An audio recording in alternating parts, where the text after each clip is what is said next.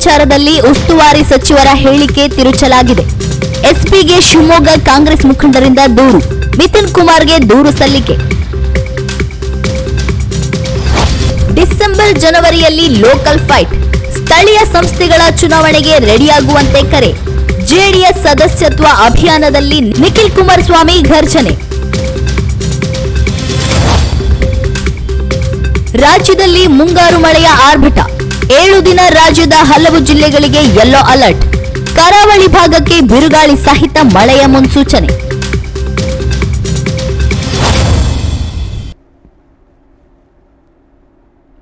ಈಗೊಂದು big breaking news ಬರಲಿದೆ, ಬನ್ನಿ ನೋಡೋಣ.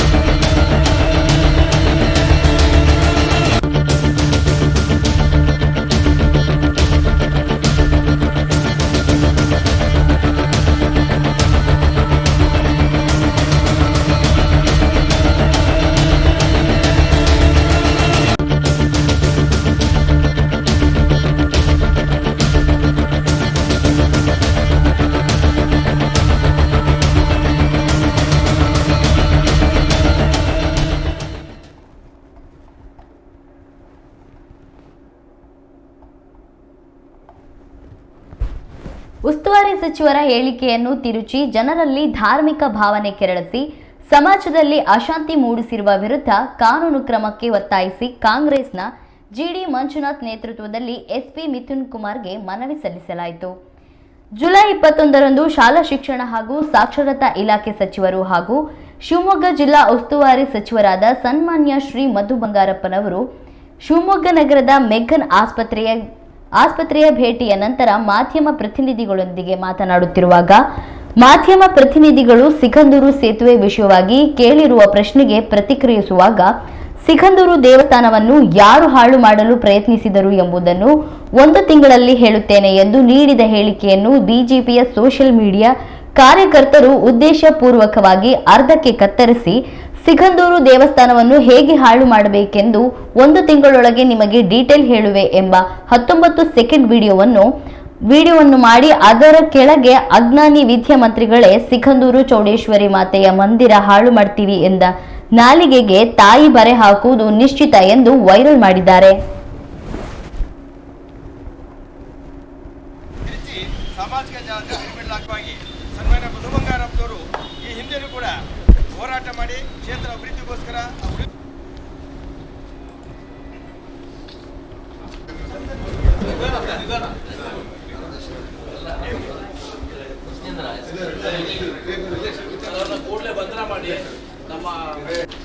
ಸನ್ಮಾನ್ಯ ಮಧು ಬಂಗಾರಪ್ಪ ಜಿಲ್ಲಾ ಉಸ್ತುವಾರಿ ಸಚಿವರು ಸಿಗಂದೂರು ಬಗ್ಗೆ ಅವ್ರ ಹೋರಾಟದಲ್ಲಿ ಕೂಡ ಹಿಂದೆಲ್ಲೂ ಕೂಡ ಅವರು ಭಾಗವಹಿಸಿ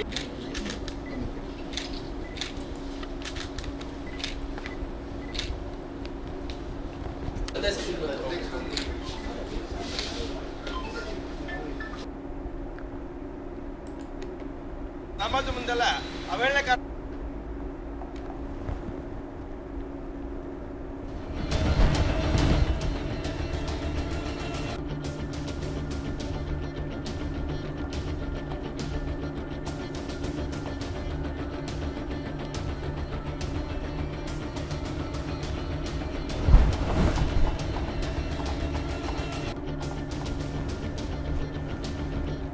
ದೇವರ ಚಿತ್ರದೊಂದಿಗೆ ಬರೆದ ವಿಡಿಯೋ ವೈರಲ್ ಮಾಡಿದ್ದು ಈ ರೀತಿ ಹೇಳಿಕೆಯನ್ನು ತಿರುಚಿರುವುದರಿಂದ ಜನರಲ್ಲಿ ಧಾರ್ಮಿಕ ಭಾವನೆಯನ್ನು ಕೆರಳಿಸಿ ಮಂತ್ರಿಗಳ ಬಗ್ಗೆ ದ್ವೇಷ ಭಾವನೆ ಮೂಡುವಂತೆ ಪ್ರಚೋದಿಸಿ ಜನರನ್ನು ಉದ್ರೇಕಗೊಳಿಸಿ ಸಮಾಜದಲ್ಲಿ ಅಶಾಂತಿ ಮೂಡಿಸಿ ಸಂಘರ್ಷ ಏರ್ಪಡಿಸುವ ಉದ್ದೇಶದ ಹೊಂದಿರುವ ಬಿಜೆಪಿ ಕಾರ್ಯಕರ್ತರು ಸೋಷಿಯಲ್ ಮೀಡಿಯಾದಲ್ಲಿ ಈ ವಿಡಿಯೋವನ್ನ ವೈರಲ್ ಮಾಡಿದ್ದು ಮಂತ್ರಿಗಳನ್ನು ಗೌರವಿಸುತ್ತಿದ್ದ ಸಮಾಜದಲ್ಲಿ ಜಿಲ್ಲಾ ಉಸ್ತುವಾರಿ ಸಚಿವರಿಂದ ಧಾರ್ಮಿಕ ಭಾವನೆಗೆ ಧಕ್ಕೆ ತರುವ ಹೇಳಿಕೆ ನೀಡಿದ್ದಾರೆ ಎಂದು ಜನ ತಪ್ಪು ಭಾವನೆ ಮೂಡುವಂತೆ ಸಾರ್ವಜನಿಕರನ್ನು ಉದ್ರೇಕಿಸುವಂತೆ ಪ್ರಚೋದಿಸುತ್ತಿದ್ದಾರೆ ಎಂದು ದೂರಲಾಗಿದೆ. ಶಿವಮೊಗ್ಗದ ಎಸ್ಪಿ ಮಿಥುನ್ ಕುಮಾರ್ ಅವರಿಗೆ ದೂರು ಸಲ್ಲಿಸಿ ಸೂಕ್ತ ಕ್ರಮ ಕೈಗೊಳ್ಳುವಂತೆ ಮನವಿ ಮಾಡಲಾಗಿದೆ.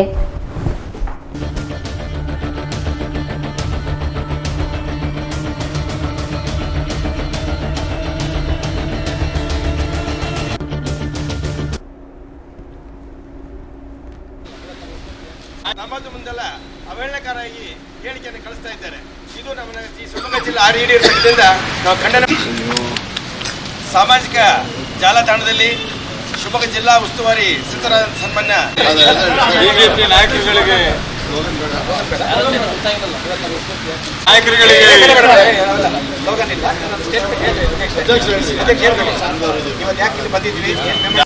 ಅವರ ಹೇಳಿಕೆಯನ್ನು ತಿರುಚಿ ಅವಮಾನಕರವಾದ ರೀತಿಯಲ್ಲಿ ಹೇಳಿಕೆಯನ್ನು ತಿರುಚಿ ಸಾಮಾಜಿಕ ಜಾಲತಾಣ ಬಿಡಲಾಗಿ ಸನ್ಮಾನ್ಯ ಮಧು ಬಂಗಾರಪ್ಪನವರು ಈ ಹಿಂದೆಯೂ ಕೂಡ ಹೋರಾಟ ಮಾಡಿ ಕ್ಷೇತ್ರ ಅಭಿವೃದ್ಧಿಗೋಸ್ಕರ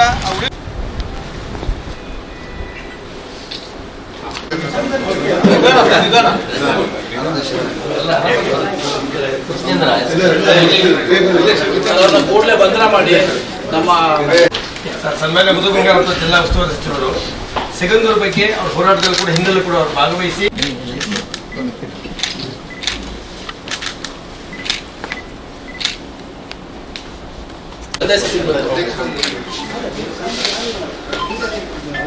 ನಮಾಜು ಮುಂದೆಲ್ಲ ಅವಹೇಳನಕಾರಾಗಿ ಹೇಳಿಕೆಯನ್ನು ಕಳಿಸ್ತಾ ಇದ್ದಾರೆ. ಇದು ನಮ್ಮ ಶಿವಮೊಗ್ಗ ಜಿಲ್ಲಾ ಆರ್ಇಡಿ ಸಂಘದಿಂದ ನಾವು ಖಂಡನ. ಸಾಮಾಜಿಕ ಜಾಲತಾಣದಲ್ಲಿ ಶಿವಮೊಗ್ಗ ಜಿಲ್ಲಾ ಉಸ್ತುವಾರಿ ಸಚಿವರಾದ ಸನ್ಮಾನ್ಯ ಬಿಜೆಪಿ ನಾಯಕರುಗಳಿಗೆ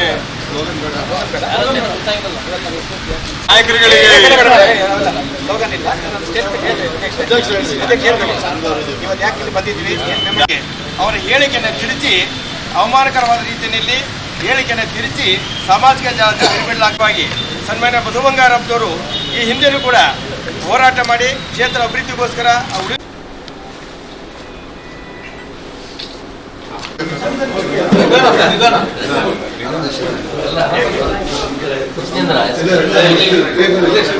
ಕೂಡಲೇ ಬಂಧನ ಮಾಡಿ ನಮ್ಮ ಸನ್ಮಾನ್ಯ ಮಧು ಬಂಗಾರಪ್ಪ ಜಿಲ್ಲಾ ಉಸ್ತುವಾರಿ ಸಚಿವರು ಸಿಗಂದೂರು ಬಗ್ಗೆ ಅವ್ರ ಹೋರಾಟದಲ್ಲಿ ಕೂಡ ಹಿಂದೆಲ್ಲೂ ಕೂಡ ಅವರು ಭಾಗವಹಿಸಿ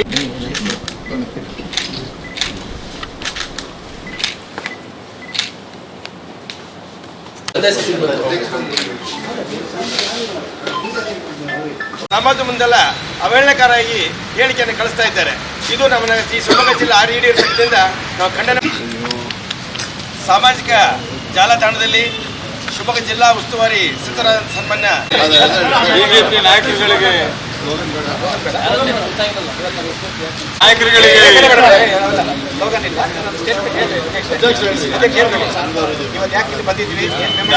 ಅವರ ಹೇಳಿಕೆಯನ್ನು ತಿರುಚಿ ಅವಮಾನಕರವಾದ ರೀತಿಯಲ್ಲಿ ಹೇಳಿಕೆಯನ್ನು ತಿರುಚಿ ಸಾಮಾಜಿಕ ಜಾಲತಾಣ ಬಿಡಲಾಗಿ ಸನ್ಮಾನ್ಯ ಮಧು ಬಂಗಾರಪ್ಪನವರು ಈ ಹಿಂದೆಯೂ ಕೂಡ ಹೋರಾಟ ಮಾಡಿ ಕ್ಷೇತ್ರ ಅಭಿವೃದ್ಧಿಗೋಸ್ಕರ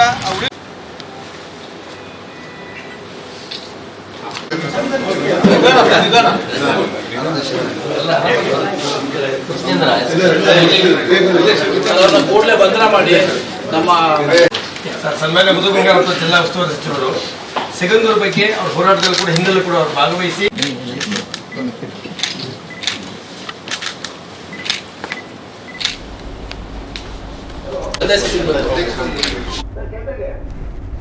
ಈ ಕುರಿತ ನಮ್ಮೊಂದಿಗೆ ಮಾತನಾಡಲು ಆರ್ಯ ಈಡಿಗ ಸಂಘದ ಅಧ್ಯಕ್ಷರಾದ ಶ್ರೀಧರ್ ಉಳ್ತಿಕೊಪ್ಪ ನಮ್ಮೊಂದಿಗಿದ್ದಾರೆ. ಎಸ್ಪಿಗೆ ದೂರು ಕೊಟ್ಟಿದ್ದೀರಾ ಸರ್, ಈ ಬಗ್ಗೆ ಏನ್ ಹೇಳ್ತೀರಿ? ಹಲೋ, ಕೇಳ್ತಾ ಇದೆಯಾ? ಹೇಳಿ ಮಾತಾಡಿ. ಓಕೆ, ಇವತ್ತು ನಾವು ಶಿವಮೊಗ್ಗ ಜಿಲ್ಲಾ ಪೊಲೀಸ್ ವರಿಷ್ಠಾಧಿಕಾರಿಯಾದ SP ಅವರಿಗೆ ಇವತ್ತು ನಾವು ಭೇಟಿ ಮಾಡಿ ಒಂದು ಮನವಿಯನ್ನು ಕೊಟ್ಟಿದ್ದೇವೆ. ಏನ್ ಮನವಿ ಅಂತಂದ್ರೆ, ಸಿಗಂದೂರು ಸೇತುವೆ ವಿಚಾರದ ಬಂದಾಗ ಸನ್ಮಾನ್ಯ ಮಧು ಬಂಗಾರಪ್ಪನವರು ಒಂದು ಪ್ರತಿಕ್ರಿಯೆಯನ್ನ ಮಾಧ್ಯಮಗಳಿಗೆ ಕೊಡ್ತಾರೆ. ಆ ಮಾಧ್ಯಮ ಕೊಟ್ಟಿರೋ ಪ್ರತಿಕ್ರಿಯೆಯನ್ನ ತಿರುಚಿ ಯಾರೋ ಅದನ್ನ ಅವರ ತೇಜೋವಧೆ ಮಾಡ್ತಕ್ಕಂಥ ಪ್ರಯತ್ನ ಮಾಡಿರ್ತಕ್ಕಂಥದ್ದು ನಾವು ಗಮನಿಸಿದ್ದೇವೆ.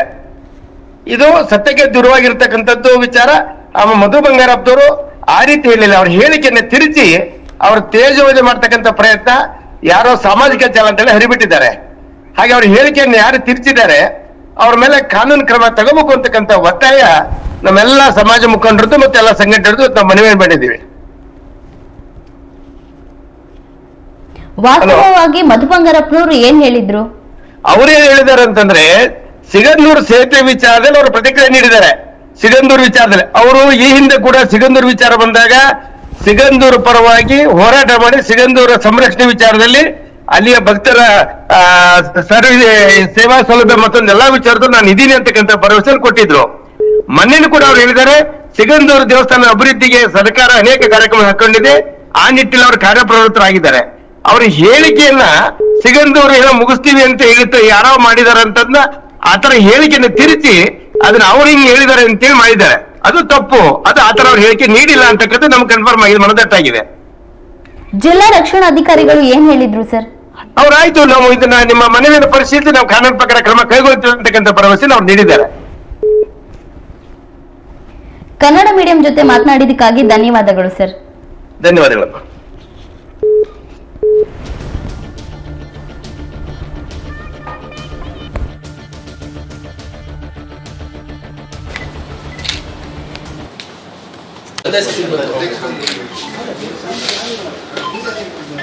ಸಮಾಜ ಮುಂದೆಲ್ಲ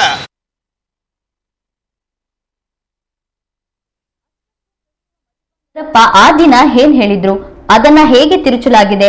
1 ತಿಂಗಳ ಒಳಗೆ ಅವರ ಹೆಸರನ್ನು ಬಯಲು ಮಾಡ್ತೀನಿ ಅಂತ ಹೇಳಿದ್ದನ್ನು ಕಟ್ ಮಾಡಿ ವೈರಲ್ ಮಾಡಲಾಗಿದೆ. ಹಾಗಾದ್ರೆ ಅಂದು ಏನ್ ಹೇಳಿದ್ರು ಅಂತ ನೀವೇ ನೋಡಿ. ಇಲ್ಲ ಯಾವುದೋ ಒಂದು ಇದು ಬರಬೇಕು. ನಾನು ಮೊನ್ನೆ ಮಾತಾಡಿದ್ದೀನಿ. ಯಾರು ಹೇಳಿದ್ದು? ಸಂಸದರಿಗೆ ಮಾಡೋ ಕೆಲಸ ಇಲ್ಲ. ಸಿಗಂದೂರದು ಸೆಂಟ್ರಲ್ ಅವ್ರು ಕೊಟ್ಟ ತಕ್ಷಣ ಅವ್ರ ಅಪ್ಪಂದು ಹಣ ಥರ ಕುತ್ಕೊಂಡು ಅವರೇ ಪೋಸ್ಟ್ ಮ್ಯಾನ್ ಥರ ಎಲ್ಲ ಪ್ರಿಂಟಿಂಗು ಇದನ್ನೆಲ್ಲ ಮಾಡಿದರು. ನಾನು ಆ ಚರ್ಚೆಗೆ ಹೋಗೋದಕ್ಕೆ ಹೇಸಿಗೆ. ನಮ್ಮ ಕರ್ತವ್ಯ ಏನು?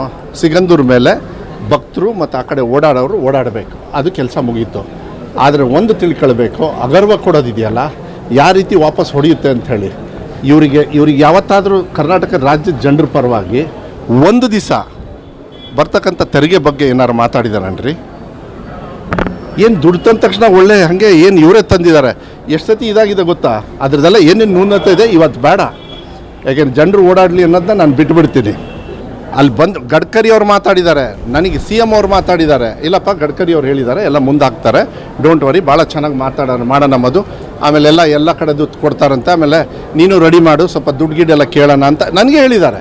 ಸೆಂಟ್ರಲ್ ಗೌರ್ಮೆಂಟ್ದೆಲ್ಲ ಬರಬೇಕಲ್ಲ ದುಡ್ಡು, ಅದು ಕೇಳ್ತಾರೆ, ಅಸಹ್ಯ ಮಾಡ್ತಾರೆ ಅಂತೇಳಿ ಈ ಥರ ನೋಡಿ. ನೀವೆಲ್ಲ, ನಾನು ಮಾಧ್ಯಮದವ್ರಿಗೆ ಹೇಳ್ತೀನಿ, ನೀವೆಲ್ಲ ಟ್ಯಾಕ್ಸ್ ಕಡೋದು, ಜನರು ಕೊಡೋದು, ಬರೀ ಒಂದು ಸಿಗಂದೂರು ದೇವಸ್ಥಾನ ಬ್ರಿಡ್ಜ್ ಆದ ತಕ್ಷಣ ಸಂತೋಷ ಪಡಕ್ಕೆ ಹೋಗ್ಬೇಡ್ರಿ. ಸಿಗಂದೂರು ದೇವಸ್ಥಾನನ ಹೆಂಗೆ ಹಾಳು ಮಾಡಬೇಕು ಅಂಥೇಳಿ ಇನ್ನೊಂದು ತಿಂಗಳೊಳಗೆ ನಿಮಗೆ ಡೀಟೇಲ್ಸ್ ಹೇಳ್ತೀನಿ, ಯಾರ್ಯಾರು ಹಾಳು ಮಾಡೋಕ್ಕೆ ಬಂದಿದ್ರು ಅಂತ. ಇಲ್ಲ ಯಾವುದೋ ಒಂದು ಇದು ಬರಬೇಕು. ನಾನು ಮೊನ್ನೆ ಮಾತಾಡಿದ್ದೀನಿ. ಯಾರು ಹೇಳಿದ್ದು? ಸಂಸದರಿಗೆ ಮಾಡೋ ಕೆಲಸ ಇಲ್ಲ. ಸಿಗಂದೂರದು ಸೆಂಟ್ರಲ್ ಅವ್ರು ಕೊಟ್ಟ ತಕ್ಷಣ ಅವ್ರ ಅಪ್ಪಂದು ಹಣ ಥರ ಕುತ್ಕೊಂಡು ಅವರೇ ಪೋಸ್ಟ್ ಮ್ಯಾನ್ ಥರ ಎಲ್ಲ ಪ್ರಿಂಟಿಂಗು ಇದನ್ನೆಲ್ಲ ಮಾಡಿದರು. ನಾನು ಆ ಚರ್ಚೆಗೆ ಹೋಗೋದಕ್ಕೆ ಹೇಸಿಗೆ. ನಮ್ಮ ಕರ್ತವ್ಯ ಏನು? ಸಿಗಂದೂರು ಮೇಲೆ ಭಕ್ತರು ಮತ್ತು ಆ ಕಡೆ ಓಡಾಡೋರು ಓಡಾಡಬೇಕು, ಅದು ಕೆಲಸ ಮುಗೀತು. ಆದರೆ ಒಂದು ತಿಳ್ಕೊಳ್ಬೇಕು, ಅಗರ್ವ ಕೊಡೋದಿದೆಯಲ್ಲ, ಯಾವ ರೀತಿ ವಾಪಸ್ ಹೊಡೆಯುತ್ತೆ ಅಂಥೇಳಿ. ಇವರಿಗೆ ಯಾವತ್ತಾದರೂ ಕರ್ನಾಟಕ ರಾಜ್ಯದ ಜನರ ಪರವಾಗಿ ಒಂದು ದಿವಸ ಬರ್ತಕ್ಕಂಥ ತೆರಿಗೆ ಬಗ್ಗೆ ಏನಾರು ಮಾತಾಡಿದಾರನ್ರಿ? ಏನು ದುಡ್ಡು ತಂದ ತಕ್ಷಣ ಒಳ್ಳೆ ಹಾಗೆ ಏನು ಇವರೇ ತಂದಿದ್ದಾರೆ. ಎಷ್ಟು ಸತಿ ಇದಾಗಿದೆ ಗೊತ್ತಾ? ಅದ್ರದ್ದೆಲ್ಲ ಏನೇನು ನ್ಯೂನತೆ ಇದೆ ಇವತ್ತು ಬೇಡ. ಯಾಕೆಂದ್ರೆ ಜನರು ಓಡಾಡಲಿ ಅನ್ನೋದನ್ನ ನಾನು ಬಿಟ್ಬಿಡ್ತೀನಿ. ಅಲ್ಲಿ ಬಂದು ಗಡ್ಕರಿ ಅವ್ರು ಮಾತಾಡಿದ್ದಾರೆ, ನನಗೆ CM ಅವ್ರು ಮಾತಾಡಿದ್ದಾರೆ. ಇಲ್ಲಪ್ಪ ಗಡ್ಕರಿ ಅವ್ರು ಹೇಳಿದ್ದಾರೆ, ಎಲ್ಲ ಮುಂದಾಗ್ತಾರೆ, ಡೋಂಟ್ ವರಿ, ಭಾಳ ಚೆನ್ನಾಗಿ ಮಾಡೋಣ ಮದು. ಆಮೇಲೆ ಎಲ್ಲ ಕಡೆ ದುಡ್ಡು ಕೊಡ್ತಾರಂತೆ, ಆಮೇಲೆ ನೀನು ರೆಡಿ ಮಾಡು, ಸ್ವಲ್ಪ ದುಡ್ಡು ಗಿಡ್ಡೆಲ್ಲ ಕೇಳೋಣ ಅಂತ ನನಗೆ ಹೇಳಿದ್ದಾರೆ. ಸೆಂಟ್ರಲ್ ಗೌರ್ಮೆಂಟ್ದೆಲ್ಲ ಬರಬೇಕಲ್ಲ ದುಡ್ಡು, ಅದು ಕೇಳ್ತಾರೆ, ಅಸಹ್ಯ ಮಾಡ್ತಾರೆ ಅಂತೇಳಿ ಈ ಥರ ನೋಡಿ. ನೀವೆಲ್ಲ, ನಾನು ಮಾಧ್ಯಮದವ್ರಿಗೆ ಹೇಳ್ತೀನಿ, ನೀವೆಲ್ಲ ಟ್ಯಾಕ್ಸ್ ಕಡೋದು, ಜನರಿಗೆ ಕೊಡೋದು, ಬರೀ ಒಂದು ಸಿಗಂದೂರು ದೇವಸ್ಥಾನ ಬ್ರಿಡ್ಜ್ ಆದ ತಕ್ಷಣ ಸಂತೋಷ ಪಡಕ್ಕೆ ಹೋಗ್ಬೇಡ್ರಿ. ಸಿಗಂದೂರು ದೇವಸ್ಥಾನನ ಹೆಂಗೆ ಹಾಳು ಮಾಡಬೇಕು ಅಂತೇಳಿ ಇನ್ನೊಂದು ತಿಂಗಳೊಳಗೆ ನಿಮಗೆ ಡೀಟೇಲ್ಸ್ ಹೇಳ್ತೀನಿ, ಯಾರ್ಯಾರು ಹಾಳು ಮಾಡೋಕ್ಕೆ ಬಂದಿದ್ರು ಅಂತ. ಇಲ್ಲ ಯಾವುದೋ ಒಂದು ಇದು ಬರಬೇಕು. ನಾನು ಮೊನ್ನೆ ಮಾತಾಡಿದ್ದೀನಿ. ಯಾರು ಹೇಳಿದ್ದು? ಸಂಸದರಿಗೆ ಮಾಡೋ ಕೆಲಸ ಇಲ್ಲ. ಸಿಗಂದೂರದು ಸೆಂಟ್ರಲ್ ಅವ್ರು ಕೊಟ್ಟ ತಕ್ಷಣ ಅವ್ರ ಅಪ್ಪಂದ ಹಣ ಥರ ಕುತ್ಕೊಂಡು ಅವರೇ ಪೋಸ್ಟ್ ಮ್ಯಾನ್ ಥರ ಎಲ್ಲ ಪ್ರಿಂಟಿಂಗು ಇದನ್ನೆಲ್ಲ ಮಾಡಿದರು. ನಾನು ಆ ಚರ್ಚೆಗೆ ಹೋಗೋದಕ್ಕೆ ಹೇಸಿಗೆ. ನಮ್ಮ ಕರ್ತವ್ಯ ಏನು? ಸಿಗಂದೂರು ಮೇಲೆ ಭಕ್ತರು. ಚಾಮುಂಡಿ ಪ್ರಾಧಿಕಾರದ ಅಡಿಯಲ್ಲಿ ದೇವಿ ದರ್ಶನಕ್ಕೆ ಚಾಮುಂಡಿ ಬೆಟ್ಟದ ಸರ್ಕಾರಿ ಅಧಿಕಾರಿಗಳೇ UPI ಪೇಮೆಂಟ್ ತೆಗೆದುಕೊಳ್ಳುತ್ತಿಲ್ಲ, ಕ್ಯಾಶ್ ಕೊಡಿ ಎಂದು ಕೇಳ್ತಿದ್ದಾರೆ. ಇದು ಹಣ ನುಂಗುವ ಪ್ಲಾನ? UPIಗೆ ಕೆಟ್ಟ ಹೆಸರು ತರುವ ಸಿದ್ದರಾಮಯ್ಯನ ಯೋಜನೆಯೋ ಎಂದು ಸಾಮಾಜಿಕ ಮಾಧ್ಯಮದಲ್ಲಿ ಪ್ರಶ್ನೆ ಮಾಡಲಾಗಿದೆ. ಸದ್ಯ ಈ ವಿಡಿಯೋ ವೈರಲ್ ಆಗಿದೆ. PRO ನಂಬರ್ ಕೊಡಿ ಅಥವಾ ನಿಮ್ಮ ಮ್ಯಾನೇಜರ್ ನಂಬರ್ ಕೊಡಿ. ಯಾಕೆ ಫೋನ್ ಪೇ ಹಾಕಿಟ್ಟಿಲ್ಲ ನೀವು? ಇಲ್ಲಿ ಹೆಲಿಪ್ಯಾಡ್ಗೆ ಹೋಯ್ತು, ಬರ್ತಾ ಇದೆ. ಸ್ಕ್ಯಾನರ್, ಎಕ್ಸ್ಟ್ರಾ ಸ್ಕ್ಯಾನರ್ ಇಟ್ಕೊಂಡಿರಲ್ವ ನೀವು? ಏನ್ ಹೇಳಿ ಸರ್, ಅಲ್ಲಿ ಅಕೌಂಟ್ಸ್ ಎಲ್ಲ ಕೊಡ್ಬೇಕಲ್ಲ ಸರ್. ಯಾರ ಅಕೌಂಟ್? ಒಂದು ಸ್ಕ್ಯಾನರ್ ಇಟ್ಕೊಳಕ್ಕಾಗಲ್ವ ನಿಮ್ಗೆ ಇಲ್ಲಿ? ಇಟ್ಕೋತೀವಿ ಸರ್. ಇವಾಗ ಕೊಡಿ ಸ್ಕ್ಯಾನರ್ ತೆಗೆದು ನಾನು ಸ್ಕ್ಯಾನರ್ ಮಾಡ್ತೀನಿ. ಕ್ಯಾಶ್ ತಗೊಂಬರಕ್ಕಾಗಲ್ಲ. ಗೌರ್ಮೆಂಟ್ ಅಲ್ಲಿ ಬೇಕು ಅಂತ ಫೋನ್ ಪೇ ಇದು ಮಾಡಬಾರ್ದು ಮಾಡ್ತೀರಾ? ಯಾರು ಹೇಳ್ಕೊಟ್ಟಿದ್ದಾರೆ? ಏನಿಲ್ಲ ಸರ್, ಸಿದ್ದರಾಮಯ್ಯ ಹೇಳಿದಾರಾ? ಯಾಕೆ ಸಿದ್ದರಾಮಯ್ಯ ಮತ್ತೆ ಫೋನ್ ಪೇ ಸ್ಕ್ಯಾನರ್ ಇಡಿ ಸ್ವಾಮಿ. ನೀವು ಜನಗಳೆಲ್ಲ ಕ್ಯಾಶ್ ಇಲ್ಲಿ ತಗೊಂಡ್ಬರ್ತಾರೆ ಹೋಗ್ಬಿಟ್ಟಿರಿಂದ. ಟೂರಿಸ್ಟ್ ಡೆಸ್ಟಿನೇಷನ್ ಇದು. ಆಯ್ತು ಅಂತಲ್ಲ, ನೀವು ಸ್ಕ್ಯಾನರ್ ಇಡಿ ಫಸ್ಟ್. ಆಯ್ತು ಸ್ವಾಮಿ, ಇಡ್ತೀನಿ ಅಂತ ಹೇಳಿ. ಇಡಿ. ಇಡ್ತೀನಿ ಸ್ವಾಮಿ. ಯಾವಾಗ ಇಡ್ತೀರಾ? ತರಿಸ್ತೀನಿ ಇವಾಗಲೇ. ಕೊಳ್ಳೆ ಊರ್ ಬಾಗ್ಲಾಕೋದ್ರಿಂದ ಆ ತರ ಆಯ್ತು ಇಲ್ಲಿ. ನಂಗೆ ಸ್ಕ್ಯಾನರ್ ಇಡಿ ಸರ್ ನೀವು. ತರಿಸ್ತೀನಿ ಇವಾಗಲೇ. ತರಿಸಿ ಇವಾಗ. ನಂಗೆ ಬೇಕು, ನಂಗೆ ಫೋನ್ ಕ್ಯಾಶ್ ಕೊಡಕ್ ಆಗಲ್ಲ. ನಾನು ಬೇರೆಯವರೆಲ್ಲ ವೇಟ್ ಮಾಡ್ತಿಲ್ವಲ್ಲ, ಸ್ಕ್ಯಾನರ್ ಇಡ್ರಿ. ಏನು ಯಾಕೆ ಸ್ಕ್ಯಾನರ್ ಯಾಕೆ ಇಡ್ತಾ ಇಲ್ಲ ನೀವು? ಸ್ಕ್ಯಾನರ್ ಯಾಕೆ ಇಟ್ಟಿಲ್ಲ? ಇಡ್ತೀನಿ ರೇ. ಒಂದು ಎಕ್ಸ್ಟ್ರಾ ಸ್ಕ್ಯಾನರ್ ಇಡಕ್ಕಾಗಲ್ರಿ? ಮ್ಯಾನೇಜರ್ ಕರೀರಿ. ಯಾರನ್ನೇ ಕರೀರಿ, ನಿಮ್ಮ ಮ್ಯಾನೇಜರ್ನ ಕರ್ಸಿ ಫಸ್ಟ್. ಸ್ಕ್ಯಾನರ್ ಇಡಿ ಫಸ್ಟ್. ಜನಗಳಿಗೆ ಇದು ಮಾಡ್ತಾ ಇಲ್ಲ, ಕ್ಯಾಶ್ ತಗೊಂಡ್ಬರ್ಬೇಕು ಅಂತ ಇಲ್ಲಿ. ಎಲ್ಲಿ ATM ಹುಡ್ಕೊಂಡು ಹೋಗಕ್ಕಾಗತ್ತಾ ಇಲ್ಲಿ? ಬೇಕಾಗಿಲ್ಲ ನನಗೆ. ನಾನು ಕ್ಯಾಶ್ ಬೇಡಪ್ಪ, ನಾನು ಕ್ಯಾಶ್ ವ್ಯವಹಾರ ಮಾಡಲ್ಲ. ಸ್ಕ್ಯಾನರ್ ಯಾಕೆ ಇಟ್ಟಿಲ್ಲ? ಇಡಿ ಫಸ್ಟ್. ಸ್ಕ್ಯಾನರ್ ತಗೊಂಡೋಗ್ಯಾರ ಅಲ್ಲಿಗೆ? ತಗೊಂಡೋಗ್ಯಾರ ಹೆಲಿಪ್ಯಾಡ್ಗೆ? ಎಕ್ಸ್ಟ್ರಾ ಸ್ಕ್ಯಾನರ್ ಇಟ್ಕೊಂಡಿಲ್ವಾ ನಿಮ್ಗೆ? ಕರೀರಿ. ಯಾರು ಮ್ಯಾನೇಜರ್ ಅವರು? ನಿಮ್ ಮ್ಯಾನೇಜರ್ ಕರೀರಿ ಸರ್ ಫಸ್ಟ್. ಮ್ಯಾನೇಜರ್ ಹೆಸರೇನು? ಬಸವರಾಜ್. ಏನು ಅವ್ರ ಹೆಸರೇನು? ಇದು ಹುದ್ದೆ ಏನವ್ರದ್ದು? AIOನಾ?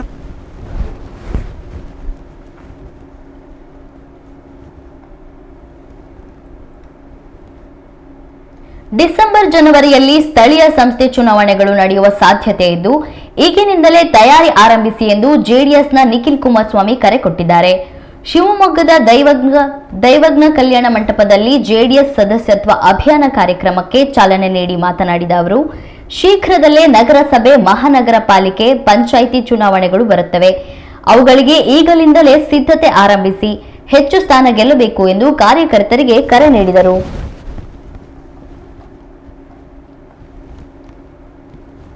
ಮತ್ತೆ ಭದ್ರಾವತಿಗೆ ಹೋಗ್ಬೇಕಾಗ್ತದೆ. ಅಲ್ಲಿ 5:15 ಗಂಟೆ. ರಾಜ್ಯದ ಉದ್ದಗಲಕ್ಕೂ ಕೂಡ ನಾಡಿನ ಹೆಣ್ಣು ಮಕ್ಕಳು ಅವ್ರ ಅಳಿಲನ್ನು ತೋಡ್ಕೊಳ್ತಾರೆ. ಏನು 100 ರೂಪಾಯಿ, 200 ರೂಪಾಯಿ, 300 ರೂಪಾಯಿ ದುಡಿಮೆ ಮಾಡ್ತಕ್ಕಂಥ ಸಾಕಷ್ಟು ಜನ. ಆ ಸಂದರ್ಭದಲ್ಲಿ ಭಾಳ ಜನ ಸನ್ಮಾನ್ಯ ಕುಮಾರಣ್ಣವ್ರ ಹತ್ರ ಬಂದು ಹೇಳಿದರು, ದಯವಿಟ್ಟು ಸಾರಾಯಿ ನಿಷೇಧ ಮಾಡಬೇಡ್ರಿ, ಲಾಟ್ರಿ ಬ್ಯಾನ್ ಮಾಡಬೇಡ್ರಿ, ನಿಮಗೆ ಕೋಟ್ಯಾಂತರ ರೂಪಾಯಿ ಹಣಕಾಸನ್ನು ಕೊಡ್ತೇವೆ ಅಂತ. ಸನ್ಮಾನ್ಯ ಕುಮಾರಣ್ಣ ಹೇಳ್ತಾರೆ, ಕಾಂಗ್ರೆಸ್ನವರು 2,000 ರೂಪಾಯಿ ಕೊಡ್ತಾ ಇದ್ದೀವಿ ನಮ್ಮ ಹೆಣ್ಣು ಮಕ್ಕಳಿಗೆ, ಗೃಹಲಕ್ಷ್ಮಿ ಕೊಡ್ತಾ ಇದ್ದೀವಿ ಅಂತ ಹೇಳ್ತಾರೆ. ಅದರಿಂದ ಹೆಣ್ಣುಮಕ್ಕಳು ಸಬಲೀಕರಣ ಆಗುತ್ತೆ ಅಂತಾರೆ. ಆದರೆ ನಿಜವಾದ ಸಬಲೀಕರಣ ಅಂತಕ್ಕಂಥದಕ್ಕೆ ಅರ್ಥ ಕೊಟ್ಟಂಥವ್ರು ನಮ್ಮ ಭಾರತ ದೇಶದಲ್ಲಿ ಯಾವ್ದಾರು ಇದ್ರೆ ಅದು ಸನ್ಮಾನ್ಯ ದೇವೇಗೌಡರು ಸಾಹೇಬರು. ಅದು ಹೇಗೆ ಅಂತ ಕೇಳಿ. ಸ್ಥಳೀಯ ಚುನಾವಣೆಗಳಲ್ಲಿ ಅತಿ ಹೆಚ್ಚು ಹೆಣ್ಣು ಮಕ್ಕಳುಗಳು ಚುನಾವಣೆಗಳಲ್ಲಿ ನಿಲ್ಲಬೇಕು ಅಂತಕ್ಕಂಥ ಅಭಿಲಾಷೆಯನ್ನು ಇಟ್ಕೊಂಡವರು ಸನ್ಮಾನ್ಯ ದೇವೇಗೌಡರು ಸಾಹೇಬರು. ನಿಮ್ಮ ಪರವಾಗಿ 50% ರಿಸರ್ವೇಷನ್ನ ನಮ್ಮ ನಾಡಿನ ಹೆಣ್ಣು ಮಕ್ಕಳಿಗೆ ಲೋಕಲ್ ಬಾಡಿ ಎಲೆಕ್ಷನ್ಸ್ಗಳಲ್ಲಿ ನಿಲ್ತಕ್ಕಂಥದ್ದಕ್ಕೆ ಅವಕಾಶ ಮಾಡಿಕೊಟ್ಟಂಥದ್ದು ಸನ್ಮಾನ್ಯ ದೇವೇಗೌಡರು ಸಾಹೇಬರು. ಮತ್ತೊಂದು ಕಡೆ 96ರಲ್ಲಿ ಸನ್ಮಾನ್ಯ ದೇವೇಗೌಡರು ಸಾಹೇಬರು ಈ ದೇಶದ ಪ್ರಧಾನಮಂತ್ರಿಗಳಾದಾಗ ಅತಿ ಹೆಚ್ಚು ಹೆಣ್ಣುಮಕ್ಕಳನ್ನ ಸಂಸತ್ ಸ್ಥಾನದಲ್ಲಿ ವಿಧಾನಸೌಧದಲ್ಲಿ ನೋಡಬೇಕು ಅಂತಕ್ಕಂಥದ್ದು ಅವ್ರ ಮನಸ್ಸಿನಲ್ಲಿ ಒಂದು ಕಲ್ಪನೆಯನ್ನು ಇಟ್ಕೊಂಡಿದ್ರು. ಅವತ್ತು ಅವ್ರ ಜೊತೆಯಲ್ಲಿ ಹೆಚ್ಚು ಶಕ್ತಿ ಇರಲಿಲ್ಲ.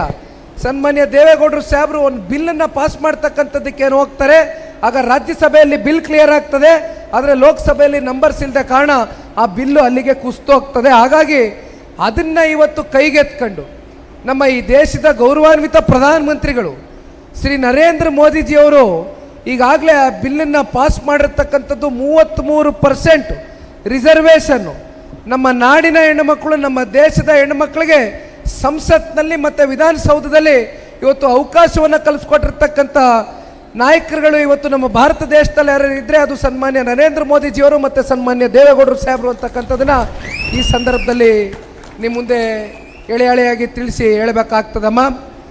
ಇನ್ನು ಹೆಚ್ಚು ಸಮಯದ ಅಭಾವ ಇದೆ, ದಯಮಾಡಿ ಯಾರು ಕೂಡ ಅನ್ಯತಾ ಭಾವಿಸಲು ಒಂದು ಪ್ರಶ್ನೆ ಇದೆ. ಭದ್ರಾವತಿ ಸ್ಟೀಲ್ ಪ್ಲಾಂಟ್ VSL ಕಾರಲ್ಲಿ ಅಂತಿಮವಾಗಿ ಇವತ್ತು ಮೆಂಬರ್ಶಿಪ್ ಡ್ರೈವ್ಗೆ ನಾವೇನು ಬಂದಿದ್ದೇವೆ, ಇವತ್ತು ಇಲ್ಲಿರ್ತಕ್ಕಂಥ ಈ ನಂಬರಿಗೆ ನೀವು ಮಿಸ್ಡ್ ಕಾಲ್ ಕೊಡುವ ಮೂಲಕ ಜನತಾದಳ ಪಕ್ಷದ ಸಕ್ರಿಯ ಸದಸ್ಯರಾಗಿ ನೀವೆಲ್ಲರೂ ಕೂಡ ನಮ್ಮ ಪಕ್ಷಕ್ಕೆ ಹೆಚ್ಚಿನ ಬಲವನ್ನು ತುಂಬಿಸಬೇಕು ಅಂತಕ್ಕಂಥದನ್ನ ಈ ಸಂದರ್ಭದಲ್ಲಿ ಕೈ ಜೋಡಿಸಿ ಕಳ್ಕಳಿಯಾಗಿ ಮನವಿ ಮಾಡ್ತಾ, ಪ್ರಸನ್ನಣ್ಣವರೇ ದಯಮಾಡಿ ನಿಮ್ಮ ಕೆಲಸ ಇವತ್ತಿಂದ ಜಾಸ್ತಿ ಇದೆ. ಸಭೆ ಆಯಿತು, ನಿಖಿಲ್ ಕುಮಾರಸ್ವಾಮಿ ಬಂದರು, ನಿಖಿಲ್ ಕುಮಾರಸ್ವಾಮಿ ಮಾತಾಡಿದರು, ಪ್ರಸನ್ನಣ್ಣ ಮಾತಾಡಿದರು, ನಾವೆಲ್ಲ ಸೇರಿದ್ವು, ಇಲ್ಲಿಂದ ಹೊರಟು ಅಂದ್ರೆ ಆಗಲ್ಲ. ಇವತ್ತಿಂದ ನೀವು ನಿಮ್ಮ ನಗರ ಪ್ರದೇಶದಲ್ಲಿ, ಮಹಾನಗರ ಪಾಲಿಕೆ, ನಿಮ್ಮ ವಾರ್ಡ್ಗಳಲ್ಲಿ ಪ್ರತಿನಿತ್ಯ 30 ದಿನ ದಿವಸಕ್ಕೆ 5 ರಿಂದ 6 ಗಂಟೆ ಹೋಗಿ ಕನಿಷ್ಠ ಪಕ್ಷ 25,000 ಜನ ನೀವು ಟಾರ್ಗೆಟ್ ಮಾಡ್ಕೊಂಡು ಸದಸ್ಯತ್ವ ನೋಂದಣಿಯಲ್ಲಿ ನೀವು ಪಕ್ಷಕ್ಕೆ ಬಲವನ್ನು ತುಂಬಬೇಕು ಅಂತ ಕೇಳ್ತಾ ಮತ್ತೊಮ್ಮೆ ಮಾತಾಡೋದಕ್ಕೆ ಅವಕಾಶ ಮಾಡಿಕೊಟ್ಟಂತ ಎಲ್ಲ ಪಕ್ಷದ ಕಾರ್ಯಕರ್ತರು ಹೊಂದಿಸಿ ನಮ್ಮ ಮಾತನ್ನು ಮುಗಿಸ್ತೇನೆ. ಜೈ ಹಿಂದ್, ಜೈ ಕರ್ನಾಟಕ.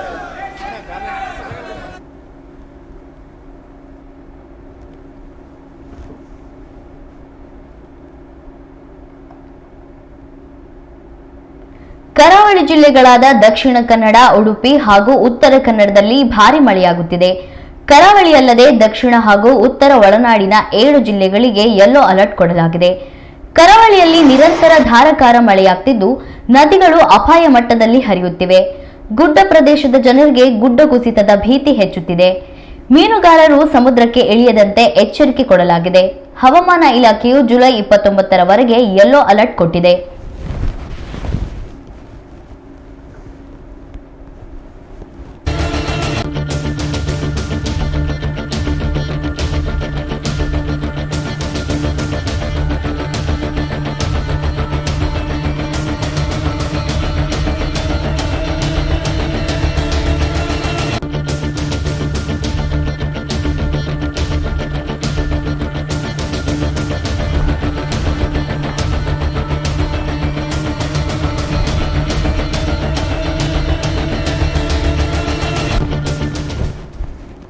ಕರಾವಳಿ ಅಲ್ಲದೆ ಬೀದರ್, ಕಲಬುರಗಿ, ರಾಯಚೂರು, ಯಾದಗಿರಿ, ಚಿಕ್ಕಮಗಳೂರು, ಕೊಡಗು, ಶಿವಮೊಗ್ಗದಲ್ಲೂ ಸಾಧಾರಣ ಮಳೆಯಾಗುವ ನಿರೀಕ್ಷೆ ಇರುವುದರಿಂದ ಇಂದು ಯೆಲ್ಲೋ ಅಲರ್ಟ್ ಕೊಡಲಾಗಿದೆ. ಕರಾವಳಿಯಲ್ಲಿ ಜುಲೈ 25ರವರೆಗೆ ಗಂಟೆಗೆ 40 ರಿಂದ 60 ಕಿಲೋಮೀಟರ್ ವೇಗದಲ್ಲಿ ಗಾಳಿ ಬೀಸುವ ಸಾಧ್ಯತೆ ಇದೆ. ಹೀಗಾಗಿ ಮೀನುಗಾರರು ಸಮುದ್ರಕ್ಕೆ ಇಳಿಯಬಾರದು ಎಂದು ಇಲಾಖೆ ಎಚ್ಚರಿಸಿದೆ.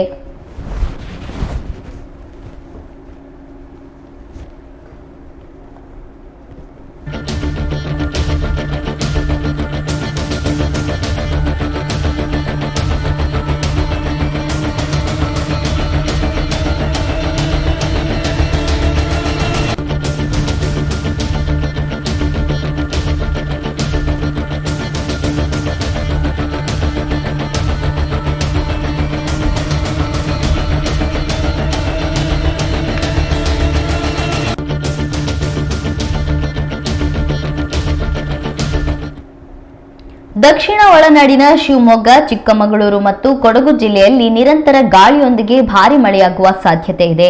ಬಳ್ಳಾರಿ, ಬೆಂಗಳೂರು ಗ್ರಾಮಾಂತರ, ಬೆಂಗಳೂರು ನಗರ, ಚಾಮರಾಜನಗರ, ಚಿಕ್ಕಬಳ್ಳಾಪುರ, ಚಿತ್ರದುರ್ಗ, ದಾವಣಗೆರೆ, ಹಾಸನ, ಕೋಲಾರ, ಮಂಡ್ಯ, ಮೈಸೂರು, ರಾಮನಗರ, ತುಮಕೂರು ಮತ್ತು ವಿಜಯನಗರ ಜಿಲ್ಲೆಯಲ್ಲಿ ಸಾಧಾರಣ ಮಳೆಯಾಗುವ ಸಂಭವವಿದೆ ಎಂದು ಮುನ್ಸೂಚನೆಯನ್ನ ನೀಡಿದೆ.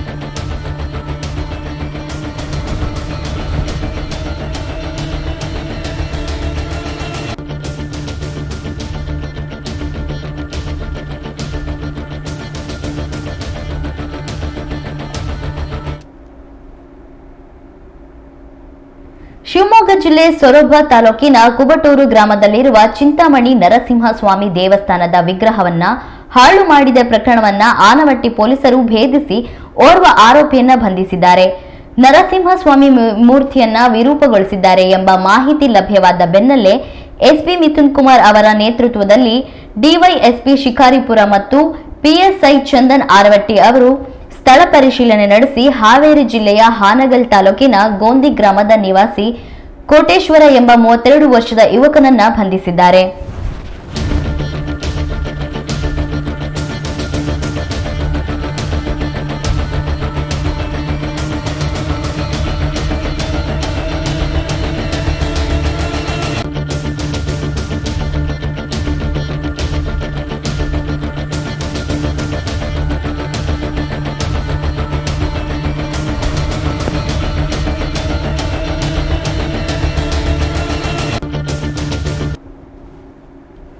ಈ ಪ್ರಕರಣದಲ್ಲಿ ಆರೋಪಿ ವಿಕೃತ ಮನಸ್ಸಿನಿಂದ ಈ ಪ್ರಕರಣವನ್ನ ನಡೆಸಿರುವುದಾಗಿ ಶಂಕೆ ವ್ಯಕ್ತವಾಗಿದೆ. ಶಿವಮೊಗ್ಗ ಪೊಲೀಸರು ಪ್ರಕರಣವನ್ನ ಸೂಕ್ಷ್ಮವಾಗಿ ನಿಭಾಯಿಸಿ ಆರೋಪಿಯನ್ನ ಕೆಲ ಗಂಟೆಗಳಲ್ಲಿಯೇ ಬಂಧಿಸಿರುವುದು ಮೆಚ್ಚುಗೆಗೆ ಪಾತ್ರವಾಗಿದೆ.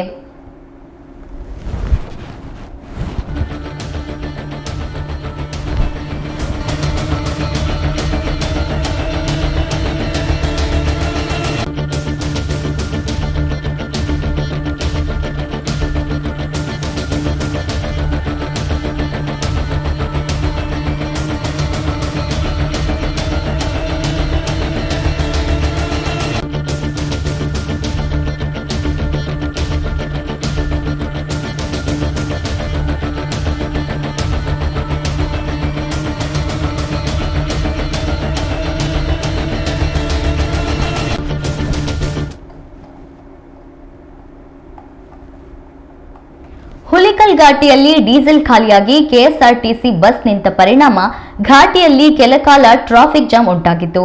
ಶಿವಮೊಗ್ಗ ಜಿಲ್ಲೆಯ ಹೊಸನಗರ ತಾಲೂಕಿನ ಹುಲಿಕಲ್ ಘಾಟ್ನಲ್ಲಿ ಘಟನೆ ನಡೆದಿದೆ.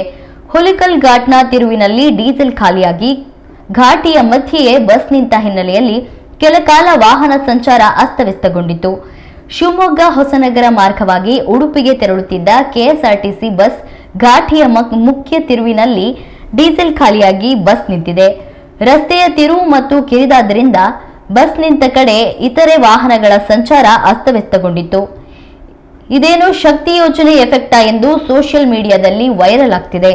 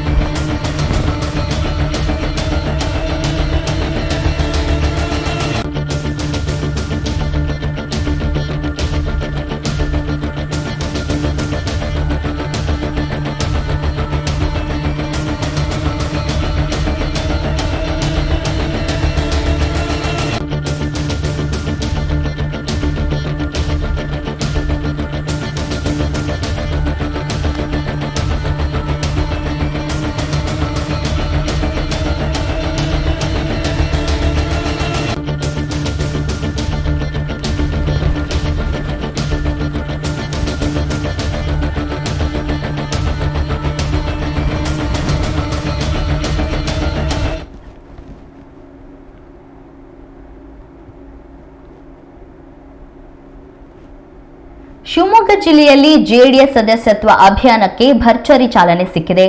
ಶಿವಮೊಗ್ಗ ಗ್ರಾಮಾಂತರದ ಮಲ್ಲಪುರದಲ್ಲಿ ನಿಖಿಲ್ ಕುಮಾರಸ್ವಾಮಿ ಚಾಲನೆ ನೀಡಿದರು. ಅಡಿಕೆ ಗಿಡಕ್ಕೆ ನೀರು ಎರೆಯುವ ಮೂಲಕ ಚಾಲನೆಯನ್ನ ನೀಡಲಾಯಿತು. ಶಿವಮೊಗ್ಗ ಗ್ರಾಮಾಂತರ ಕ್ಷೇತ್ರದ ಶಾಸಕಿ ಶಾರದಾ ಪೂರ್ಯನಾಯಕ್ ಅವರು ಪಾಲ್ಗೊಂಡಿದ್ದರು.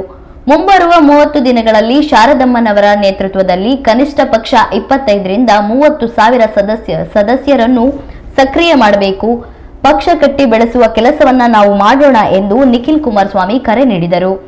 ವಿಐಎಸ್ಎಲ್ ಕಾರ್ಖಾನೆಯನ್ನು ಪುನಶ್ಚೇತನಗೊಳಿಸುವ ಕಾರ್ಯಕ್ಕೆ ಕೈ ಹಾಕಿದ್ದಾರೆ. ವೈಜಾಗ್ ರೀತಿಯಲ್ಲಿ ಭದ್ರಾವತಿಯಲ್ಲಿ ವಿಐಎಸ್ಎಲ್ ಕಾರ್ಖಾನೆ ಅಭಿವೃದ್ಧಿಪಡಿಸುವುದಾಗಿ ಕುಮಾರಣ್ಣ ಪಣ ತೊಟ್ಟಿದ್ದಾರೆ ಎಂದು ಹೇಳಿದರು. ಬಹಳ ವರ್ಷಗಳಿಂದ ಸಂಪೂರ್ಣವಾಗಿ ಮುಚ್ಚೋಗಿತ್ತು. ಅಂಥ ಸ್ಟೀಲ್ ಪ್ಲ್ಯಾಂಟ್ಗೆ ಒಂದು ಮರುಜೀವವನ್ನು ಕೊಡಬೇಕು ಅಂತಕ್ಕಂಥದ್ದು ಸನ್ಮಾನ್ಯ ಕುಮಾರಣ್ಣವರು ಒಂದು ದೃಢವಾದಂಥ ಒಂದು ನಿರ್ಧಾರವನ್ನು ಮಾಡಿ ಒಂದು ಸಂಕಲ್ಪವನ್ನು ತೊಟ್ಟು ಫೈನಾನ್ಸ್ ಮಿನಿಸ್ಟರ್ ಆಗಿರ್ತಕ್ಕಂಥ ನಿರ್ಮಲಾ ಸೀತಾರಾಮನ್ರವರು ಮತ್ತು ಆಂಧ್ರದ ಮುಖ್ಯಮಂತ್ರಿಗಳಾಗಿರ್ತಕ್ಕಂಥ ಚಂದ್ರಬಾಬು ನಾಯ್ಡುರವ್ರ ಜೊತೆಗೆ ಅನೇಕ ಸಭೆಗಳನ್ನ ಮಾಡಿದ್ದಾರೆ, ಅನೇಕ ಸರಣಿ ಸಭೆಗಳನ್ನ ಮಾಡಿ ಅಂತಿಮವಾಗಿ ನಿಮ್ಮೆಲ್ಲರ ಕಣ್ಣು ಮುಂದೆ ಇವತ್ತು ವೈಜಾಗ್ನ ಸ್ಟೀಲ್ ಪ್ಲ್ಯಾಂಟ್ಗೆ ಮತ್ತೊಮ್ಮೆ ಮರುಜೀವವನ್ನು ಕೊಟ್ಟು ಪುನಶ್ಚೇತನವನ್ನು ಗೊಳಿಸುವ ಮೂಲಕ 11,500 ಕೋಟಿಯಷ್ಟು ಹಣವನ್ನು ವೆಚ್ಚ ಮಾಡಿರ್ತಕ್ಕಂಥದ್ದು ಇವತ್ತು ನಮ್ಮ ಕಣ್ಣು ಮುಂದೆ ಇದೆ. ಇದನ್ನು ನಾನು ಯಾಕೆ ನಿಮಗೆ ಹೇಳ್ತಾ ಇದ್ದೀನಿ ಅಂದರೆ, ಇವತ್ತು ಭದ್ರಾವತಿ ಸ್ಟೀಲ್ ಪ್ಲ್ಯಾಂಟ್ ವಿಶ್ವೇಶ್ವರಯ್ಯನವರು ಮತ್ತು ಮಹಾರಾಜರು ಕಟ್ಟಿರ್ತಕ್ಕಂಥ ನಮ್ಮ ಜಿಲ್ಲೆಯ ಹಾಗೂ ಭದ್ರಾವತಿ ತಾಲೂಕಿನ ಒಂದು ಅಸ್ಮಿಯತೆ ಆಗಿರ್ತಕ್ಕಂಥ ಭದ್ರಾವತಿ ಸ್ಟೀಲ್ ಪ್ಲ್ಯಾಂಟ್ ಏನಿದೆ, ಅದಕ್ಕೆ ಒಂದು ಮರುಜೀವವನ್ನು ಸನ್ಮಾನ್ಯ ದೇವೇಗೌಡರು ಸಾಹೇಬರು ಪ್ರಧಾನಮಂತ್ರಿಗಳಾದಂಥ ಸಂದರ್ಭದಲ್ಲಿ ಕೊಟ್ಟಂಥದ್ದನ್ನು ನಾವು ನೋಡಿದ್ದೇವೆ. ಅಲ್ಲಿಂದ ಇವತ್ತು ನಾವು ಮತ್ತೊಮ್ಮೆ ಅದನ್ನು ಸಂಪೂರ್ಣವಾಗಿ ಪುನಶ್ಚೇತನವನ್ನು ಮಾಡುವ ಮೂಲಕ ಜಿಲ್ಲೆಯ ಹಲವಾರು ತಾಲೂಕಿನಾದ್ಯಂತ ಜನತೆಗೆ ಇವತ್ತು ಶಾಶ್ವತವಾಗಿ ಒಂದು ಬದುಕನ್ನು ಕಟ್ಕೊಡ್ತಕ್ಕಂಥದಕ್ಕೆ ಸನ್ಮಾನ್ಯ ಕುಮಾರಣ್ಣವರು ಈಗಾಗಲೇ ನಿರ್ಧಾರವನ್ನು ಮಾಡಿದ್ದಾರೆ. ಒಂದು ಈಗಾಗಲೇ ಭದ್ರಾವತಿನಲ್ಲಿ ಇರ್ತಕ್ಕಂಥ ಸ್ಟೀಲ್ ಪ್ಲ್ಯಾಂಟು ಬಹಳ ಹಳೇದಾಗೋಗಿದೆ, ಅಲ್ಲಿರ್ತಕ್ಕಂಥ ಮಿಷಿನ್ರಿ ಬಹಳ ಹಳೇದಾಗೋಗಿದೆ. ಮತ್ತೊಮ್ಮೆ ಅದಕ್ಕೆ ಒಂದು ಹೊಸ ಚೈತನ್ಯವನ್ನು ಕೊಡಬೇಕು ಅಂತಕ್ಕಂಥದ್ದು ಈಗಾಗಲೇ ಸಾಕಷ್ಟು ಆಲೋಚನೆಯನ್ನು ಮಾಡಿದ್ದಾರೆ. ಒಂದು ಫೀಸಬಲ್ ರಿಪೋರ್ಟ್ನ ತಗೊಂಡಿದ್ದಾರೆ. DPR ಕೂಡ ತಯಾರಿ ಆಗ್ತಾ ಇದೆ. ಬಹುಶಃ ಅತಿ ಶೀಘ್ರದಲ್ಲೇ ಯಾವ ರೀತಿ RINL ಸ್ಟೀಲ್ ಪ್ಲ್ಯಾಂಟ್ಗೆ ಸನ್ಮಾನ್ಯ ಕುಮಾರಣ್ಣವರು ಪಕ್ಕದ ರಾಜ್ಯದ ವೈಜಾಗ್ನ ಸ್ಟೀಲ್ ಪ್ಲ್ಯಾಂಟ್ಗೆ ಒಂದು ಮರುಜೀವವನ್ನು ಕೊಟ್ಟಿದ್ದಾರೋ, ಅದೇ ರೀತಿ ನಮ್ಮ ಕರ್ನಾಟಕ ರಾಜ್ಯದ ನಮ್ಮ ಶಿವಮೊಗ್ಗ ಜಿಲ್ಲೆಯ ಭದ್ರಾವತಿಯ VSL ಕಾರ್ಖಾನೆಗೆ 100ಕ್ಕೆ 100ರಷ್ಟು ಅತಿ ಶೀಘ್ರದಲ್ಲೇ ಸನ್ಮಾನ್ಯ ಕುಮಾರಣ್ಣವರು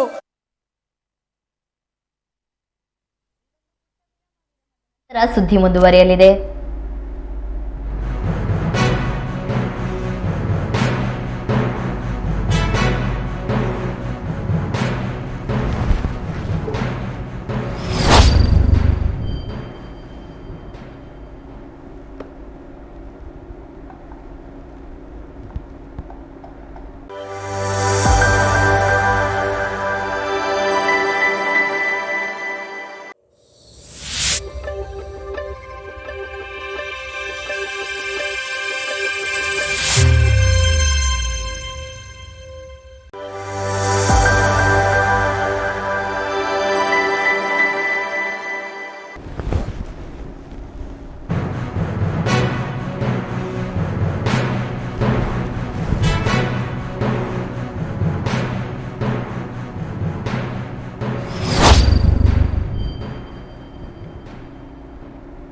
ವಿರಾಮದ ನಂತರ ನಮ್ಮ ಊರು ನಮ್ಮ ಸುದ್ದಿಗೆ ಸ್ವಾಗತ. ಸಚಿವ ಮಧು ಬಂಗಾರಪ್ಪ ಶಿಕ್ಷಣ ಸಚಿವರಾಗಿ 2 ವರ್ಷವಾಯಿತು. ಶಿವಮೊಗ್ಗ ಜಿಲ್ಲೆಗೆ ಏನ್ ಮಾಡಿದ್ದಾರೆ? ಟೀಕೆ ಟಿಪ್ಪಣಿ ಮಾಡಿಕೊಂಡು ಬಿಜೆಪಿಗೆ ಬೈಯೋದಲ್ಲ ಎಂದು ಮಾಜಿ ಸಚಿವ ಹರತಾಳು ಹಾಲಪ್ಪ ಹೇಳಿದ್ದಾರೆ. ಶಿವಮೊಗ್ಗದಲ್ಲಿ ಮಾಧ್ಯಮ ಪ್ರತಿನಿಧಿಗಳ ಜೊತೆ ಮಾತನಾಡಿದ ಅವರು, ಮಾತೆತ್ತಿದ್ರೆ ಹಾಲಪ್ಪನ ವಿರುದ್ಧ ಮಾತಾಡ್ತಾರೆ. 45,000 ಓಟ್ನಿಂದ ಗೆದ್ದಿದ್ದೀನಿ ಅಂತ ಹೇಳ್ತಾರೆ. ಸೋತಿರೋರು ನಾವು ಹೋರಾಟ ಮಾಡ್ತಾ ಇದ್ದೀವಿ, ಗೆದ್ದಿರೋರು ಏನ್ ಮಾಡ್ತಾವ್ರೆ ಎಂದು ನೇರವಾಗಿ ಪ್ರಶ್ನೆ ಹಾಕಿದ್ದಾರೆ. ಇವರು ಮಧು ಬಂಗಾರಪ್ಪನವರು ಏನೇನೋ ಪ್ರಲಾಪ ಮಾಡ್ತಿದ್ದಾರೆ. ಏನು ಮಾತಾಡ್ತಾರಂತ ಅವ್ರಿಗೆ ನೆನಪಿದೆಯೋ ಜ್ಞಾನ ಇದೆಯೋ ನನಗೆ ಅರ್ಥ ಆಗ್ತಾ ಇದೆ. ಅವರೊಬ್ಬ ಪ್ರಬುದ್ಧ ಹೆಸರಾಂತ ರಾಜಕಾರಣಿಯ ಮಗ. ಅವರು ಮಾತಾಡೋದು ತುಂಬ ಒಂಥರ ಏನೋ ಅಸಹ್ಯ ಅನ್ನಿಸ್ತಾ ಇದೆ, ಅಥವಾ ಪ್ರಬುದ್ಧತೆ ಏನೂ ಇಲ್ವೇನೋ ಅಂತ ಅನ್ನಿಸ್ತಾ ಇದೆ. ಇಲ್ಲ ಅನ್ನೋದು ಪ್ರೂವ್ ಮಾಡ್ತಾ ಇದ್ದಾರೆ ಪದೇ ಪದೇ. ಜಿಲ್ಲಾ ಉಸ್ತುವಾರಿ ಸಚಿವರಾಗಿ ಜಿಲ್ಲೆಯ ಆಡಳಿತವನ್ನು ನಡೆಸಬೇಕು, ಅಧಿಕಾರಿಗಳನ್ನು ಹಿಡಿತದಲ್ಲಿ ಇಟ್ಕೋಬೇಕು. ಆ ಮೂಲಕ ಮುಖ್ಯವಾಗಿ ರೈತರಿಗೆ ರಕ್ಷಣೆ ಕೊಡಬೇಕು, ಸುಗಮವಾಗಿ ಕಾನೂನು ಸುವ್ಯವಸ್ಥೆ ನಡೀಬೇಕು, ಇನ್ನು ಉಳಿದ ಅಭಿವೃದ್ಧಿ ಕೆಲಸಗಳ ಕಡೆ ಗಮನ ಕೊಡಬೇಕು. ಮತ್ತು ಹೇಳಿ ಇದು ಹೋರಾಟದ ಜಿಲ್ಲೆ, ವಿದ್ಯಾವಂತರ ಜಿಲ್ಲೆ, ತಿಳುವಳಿಕೆ ಇರೋರ ಜಿಲ್ಲೆ. ನಾನು ಭಾಳ ವಿವರಗಳಿಗೆ ಹೋಗಲ್ಲ. ರೈತ ಸಂಘ ಹುಟ್ಟಿದ್ದಿಲ್ಲಿ, ಅದಕ್ಕೆ ಎಲ್ಲಕ್ಕಿಂತ ಸೋಷಲಿಸ್ಟ್ ಹೋರಾಟ ಹುಟ್ಟಿದ್ದಿಲ್ಲಿ, ಕಾಗೋಡು ಚಳುವಳಿ ಹುಟ್ಟಿದ್ದಿಲ್ಲಿ, ದಲಿತ ಸಂಘರ್ಷ ಸಮಿತಿ ಹುಟ್ಟಿದ್ದಿಲ್ಲಿ, ಮತ್ತು ನಮ್ಮ ರೈತ ಸಂಘ ಹೇಳಿದೆ ಅದೇ ರೀತಿ ನಾವು ಈಗಿರುವ ರಾಜಕೀಯ ಪಕ್ಷ ನಾವು ಬಿ ಜೆ ಪಿ ಪರಿವಾರ ನಮ್ಮ ರಾಜ್ಯದ ಮಟ್ಟಿಗೆ ದೇಶದಲ್ಲೆಲ್ಲ ಇತ್ತು ಅದು ಕೂಡ ಪರಿಣಾಮಕಾರಿಯಾಗಿ ಈ ರಾಜ್ಯದಲ್ಲಿ ಪಸರಿಸಲಿಕ್ಕೆ 100 ವರ್ಷದಿಂದ ಶ್ರಮಿಸಿದಂಥ ಜಿಲ್ಲೆ. ಎಲ್ಲ ರೀತಿಯಲ್ಲಿ ಒಂದು ಹೋರಾಟದ ಜಿಲ್ಲೆ.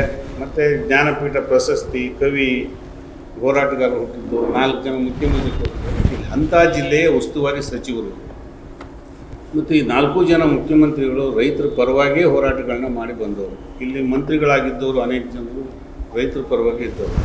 ಆದರೆ ಈಗಿನ ಉಸ್ತುವಾರಿ ಸಚಿವರು ಕೂಡ ಹೋರಾಟಗಾರ ನಾನು ಅಂತ ಹೇಳಿ ಕಂಬಳಿ ಹಾಕ್ಕೊಂಡು 2 ಸಾರಿ ಪಾದಯಾತ್ರೆ ಸೊರಬದಿಂದ ಶಿವಮೊಗ್ಗದವರೆಗೂ ಮಾಡಿದ್ದನ್ನು ನೋಡಿದ್ದೇನೆ. ಸೋತಾಗ ಸಹಜವಾಗಿ ಮಾಡಬೇಕು, ಅದನ್ನ ವಿರೋಧ ಪಕ್ಷ ಇದ್ದಾಗ ಮಾಡಿದ್ದಾರೆ.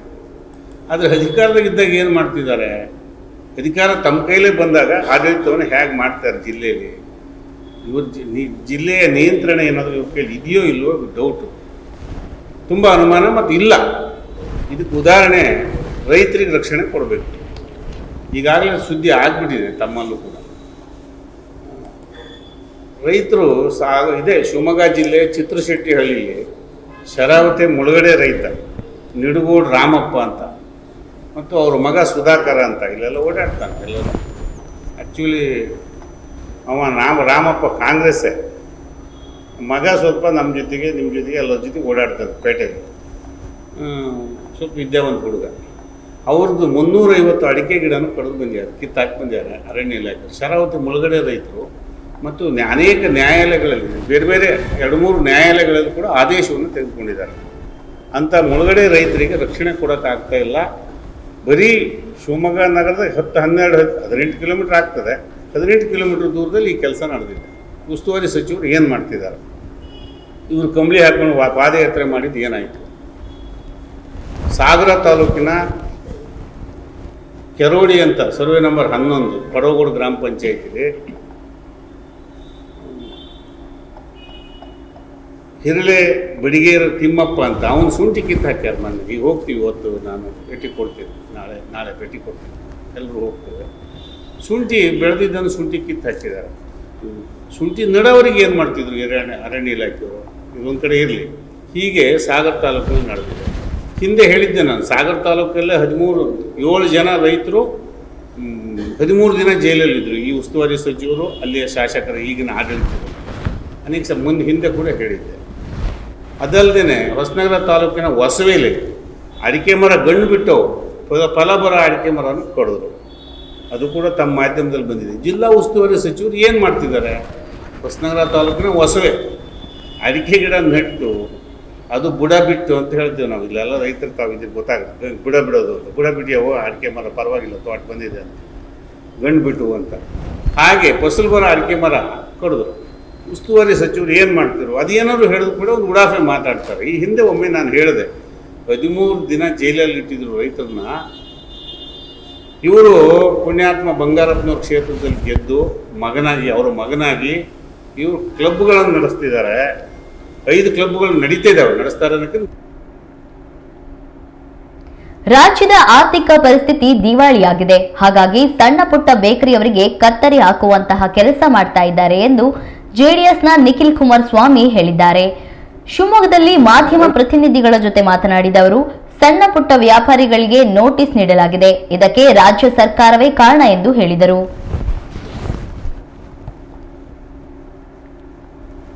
ಇವತ್ತು ಇಲ್ಲಿ ಕಮರ್ಷಿಯಲ್ ಟ್ಯಾಕ್ಸ್ನ ಕಲೆಕ್ಟ್ ಮಾಡ್ತಕ್ಕಂಥದ್ದು ರಾಜ್ಯ ಸರ್ಕಾರದ ಆರ್ಥಿಕ ಪರಿಸ್ಥಿತಿ ಇವತ್ತು ಸುನಾಮಿ ರೀತಿ ಆಗೋಗಿದೆ, ದಿವಾಳಿ ಎದ್ದೋಗಿದೆ.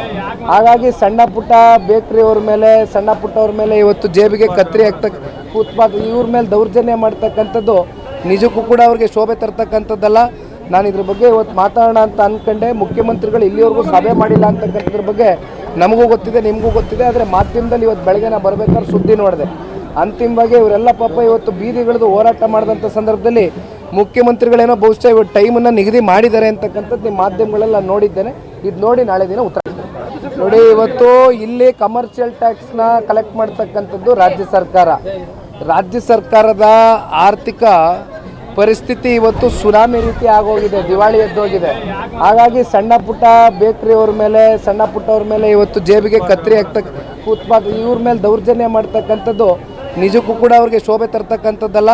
ನಾನು ಇದ್ರ ಬಗ್ಗೆ ಇವತ್ತು ಮಾತಾಡೋಣ ಅಂತ ಅಂದ್ಕೊಂಡೆ. ಮುಖ್ಯಮಂತ್ರಿಗಳು ಇಲ್ಲಿವರೆಗೂ ಸಭೆ ಮಾಡಿಲ್ಲ ಅಂತಕ್ಕಂಥದ್ರ ಬಗ್ಗೆ ನಮಗೂ ಗೊತ್ತಿದೆ, ನಿಮಗೂ ಗೊತ್ತಿದೆ. ಆದರೆ ಮಾಧ್ಯಮದಲ್ಲಿ ಇವತ್ತು ಬೆಳಗ್ಗೆ ನಾನು ಬರಬೇಕಾದ್ರೆ ಸುದ್ದಿ ನೋಡಿದೆ. ಅಂತಿಮವಾಗಿ ಇವರೆಲ್ಲ ಪಾಪ ಇವತ್ತು ಬೀದಿಗಿಳಿದು ಹೋರಾಟ ಮಾಡಿದಂಥ ಸಂದರ್ಭದಲ್ಲಿ ಮುಖ್ಯಮಂತ್ರಿಗಳೇನೋ ಬಹುಶಃ ಇವತ್ತು ಟೈಮನ್ನು ನಿಗದಿ ಮಾಡಿದ್ದಾರೆ ಅಂತಕ್ಕಂಥದ್ದು ನಿಮ್ಮ ಮಾಧ್ಯಮಗಳೆಲ್ಲ ನೋಡಿದ್ದೇನೆ. ಇದು ನೋಡಿ ನಾಳೆ ದಿನ ಉತ್ತರ ನೋಡಿ. ಇವತ್ತು ಇಲ್ಲಿ ಕಮರ್ಷಿಯಲ್ ಟ್ಯಾಕ್ಸ್ ಕಾಂಗ್ರೆಸ್ ಶಾಸಕರಿಗೆ 50 ಕೋಟಿ ರೂಪಾಯಿ ಘೋಷಣೆ ಮಾಡಿರುವುದಾಗಿ ಮೂಗಿಗೆ ತುಪ್ಪ ಸವರುವ ಕೆಲಸವಾಗಿದ್ದು, ನಮ್ಮ ಪಕ್ಷದವರು ಏನ್ ಮಾಡಿದ್ದಾರೆ, ಬಿಜೆಪಿಯವರು ಏನ್ ಅನ್ಯಾಯ ಮಾಡಿದ್ದಾರೆ ಎಂದು ಜೆಡಿಎಸ್ನ ನಿಖಿಲ್ ಕುಮಾರಸ್ವಾಮಿ ಪ್ರಶ್ನೆ ಮಾಡಿದ್ದಾರೆ. ದುಡ್ಡು ನೋಡಿ, ಮೂಗಿಗೆ ತುಪ್ಪ ಸವರ್ತಕ್ಕಂಥ ಕೆಲಸ ಮಾಡೋದು ಬೇಡ ಸರ್ಕಾರ. ಇವತ್ತು 50 ಕೋಟಿ ರೂಪಾಯಿ ಏನು ಘೋಷಣೆ ಮಾಡ್ಕೊಂಡಿದ್ದಾರೆ, ಅದು ಅವ್ರ ಸ್ವಪಕ್ಷದ ಶಾಸಕರುಗಳಿಗೆ. ಇವತ್ತು ನಮ್ಮ ಪಕ್ಷದವ್ರು ಏನೇನು ಮಾಡವ್ರೆ, BJP ಪಕ್ಷದವ್ರು ಏನೇನು ಮಾಡವ್ರೆ. ಆದರೆ 50 ಕೋಟಿನೂ ಕೂಡ ಅವ್ರ ಪಕ್ಷದ ಶಾಸಕರಿಗೆ ಇವತ್ತೇನು ಘೋಷಣೆ ಮಾಡ್ಕೊಂಡಿದಾರಲ್ಲ, ಇದು ಸಮರ್ಪಕವಾಗಿ ನಿಜಕ್ಕೂ ಕೂಡ 50 ಕೋಟಿ ಕೊಡ್ಲಿಕ್ಕೆ ಆಗ್ತದ ಆಯಾ ತಾಲೂಕುಗಳಿಗೆ ಶಾಸಕರಿಗೆ, ಅಥವಾ ಜಸ್ಟ್ ಮೂಗಿಗೆ ತುಪ್ಪ ಸೋರ್ತಕ್ಕಂಥ ಕೆಲಸನ ಅಂತಕ್ಕಂಥದ್ದು ಸರ್ಕಾರ ಉತ್ತರ ಕೊಡಬೇಕು ಮುಂದಿನ ದಿನಗಳಲ್ಲಿ. ದುಡ್ಡು ನೋಡಿ, ಮೂಗಿಗೆ ತುಪ್ಪ ಸೋರ್ತಕ್ಕಂಥ ಕೆಲಸ ಮಾಡೋದು ಬೇಡ ಸರ್ಕಾರ. ಇವತ್ತು 50 ಕೋಟಿ ರೂಪಾಯಿ ಏನು ಘೋಷಣೆ ಮಾಡ್ಕೊಂಡಿದ್ದಾರೆ, ಅದು ಅವ್ರ ಸ್ವಪಕ್ಷದ ಶಾಸಕರುಗಳಿಗೆ. ಇವತ್ತು ನಮ್ಮ ಪಕ್ಷದವ್ರು ಏನೇನು ಮಾಡವ್ರೆ, BJP ಪಕ್ಷದವ್ರು ಏನೇನು ಮಾಡವ್ರೆ. ಆದರೆ 50 ಕೋಟಿನೂ ಕೂಡ ಅವ್ರ ಪಕ್ಷದ ಶಾಸಕರಿಗೆ ಇವತ್ತೇನು ಘೋಷಣೆ ಮಾಡ್ಕೊಂಡಿದಾರಲ್ಲ, ಇದು ಸಮರ್ಪಕವಾಗಿ ನಿಜಕ್ಕೂ ಕೂಡ 50 ಕೋಟಿ ಕೊಡ್ಲಿಕ್ಕೆ ಆಗ್ತದ ಆಯಾ ತಾಲೂಕುಗಳಿಗೆ ಶಾಸಕರಿಗೆ, ಅಥವಾ ಜಸ್ಟ್ ಮೂಗಿಗೆ ತುಪ್ಪ ಸೋರ್ತಕ್ಕಂಥ ಕೆಲಸನ ಅಂತಕ್ಕಂಥದ್ದು ಸರ್ಕಾರ ಉತ್ತರ ಕೊಡಬೇಕು ಮುಂದಿನ ದಿನಗಳಲ್ಲಿ. ದುಡ್ಡು ನೋಡಿ, ಮೂಗಿಗೆ ತುಪ್ಪ ಸೋರ್ತಕ್ಕಂಥ ಕೆಲಸ ಮಾಡೋದು ಬೇಡ ಸರ್ಕಾರ. ಇವತ್ತು 50 ಕೋಟಿ ರೂಪಾಯಿ ಏನು ಘೋಷಣೆ ಮಾಡ್ಕೊಂಡಿದ್ದಾರೆ, ಅದು ಅವ್ರ ಸ್ವಪಕ್ಷದ ಶಾಸಕರುಗಳಿಗೆ. ಇವತ್ತು ಕೊಪ್ಪಳ ಜಿಲ್ಲೆಯ ಗಂಗಾವತಿಯ ಕೆನರಾ ಬ್ಯಾಂಕ್ ಬ್ರಾಂಚ್ನಲ್ಲಿ ಅಧಿಕಾರಿ ನನಗೆ ಕನ್ನಡ ಬರೋದಿಲ್ಲ ಎಂದು ಸಾರ್ವಜನಿಕರಿಗೆ ಹೇಳಿದ್ದಾರೆ. ಇದರ ಬೆನ್ನಲ್ಲೇ ಅಧಿಕಾರಿ ಕನ್ನಡ ಭಾಷೆಯನ್ನ ಬಳಸಲು ನಿರಾಕರಿಸಿ ಹಿಂದಿ ಮತ್ತು ತೆಲುಗು ಭಾಷೆಗಳಲ್ಲಿ ಮಾತ್ರ ಮಾತನಾಡುತ್ತಿದ್ದಾರೆ ಎಂದು ಆರೋಪ ಕೇಳಿಬಂದಿದೆ. ಬರೀ ಹಿಂದಿ ತೆಲುಗು ಅಂದರೆ ಹೇಗೆ ಎಂದು ಸಾರ್ವಜನಿಕರು ಪ್ರಶ್ನೆ ಮಾಡಿದ್ದಾರೆ. ಸಾಮಾನ್ಯವಾಗಿ ಬ್ಯಾಂಕಿಗೆ ವೈಯಕ್ತಿಕ ಕೆಲಸಕ್ಕೆಂದು ಹೋಗಿದ್ದ ಸಾರ್ವಜನಿಕರು ಬ್ಯಾಂಕ್ ಅಧಿಕಾರಿಯೊಟ್ಟಿಗೆ ಮಾತನಾಡಲು ಇಚ್ಛಿಸಿದ್ದಾರೆ. ಆದರೆ ಅಧಿಕಾರಿ ನನಗೆ ಕನ್ನಡ ಮಾತನಾಡಲು ಬರೋದಿಲ್ಲ ಎಂದು ಹೇಳಿದ್ದಾರೆ. ನಂತರ ಕಚೇರಿಯಲ್ಲಿ ಸ್ವಲ್ಪ ಹೊತ್ತು ಅಧಿಕಾರಿಯೊಟ್ಟಿಗೆ ಚರ್ಚೆ ಮಾಡಿ ಸಾರ್ವಜನಿಕ ಸೇವೆಗೆ ಕನ್ನಡ ಕಲಿಯುವಂತೆ ಅಧಿಕಾರಿಗೆ ಹೇಳಿದ್ದಾರೆ. ಅದಲ್ಲ, ಈಗ ಅವರು ಹಿಂದಿ ಬರ್ತಂತೆ, ಅವ್ರಿಗೂ ಕನ್ನಡ ಬರಲ್ಲ ಅಂತೆ. ಈಗ ಕೆಲವರು ಹಿಂದಿ ಬರ್ಲಾರ್ದಾರ ಏನ್ ಮಾಡ್ಬೇಕು? ಇನ್ನೊಬ್ರು ಕರ್ಕೊಂಬರೋಣ.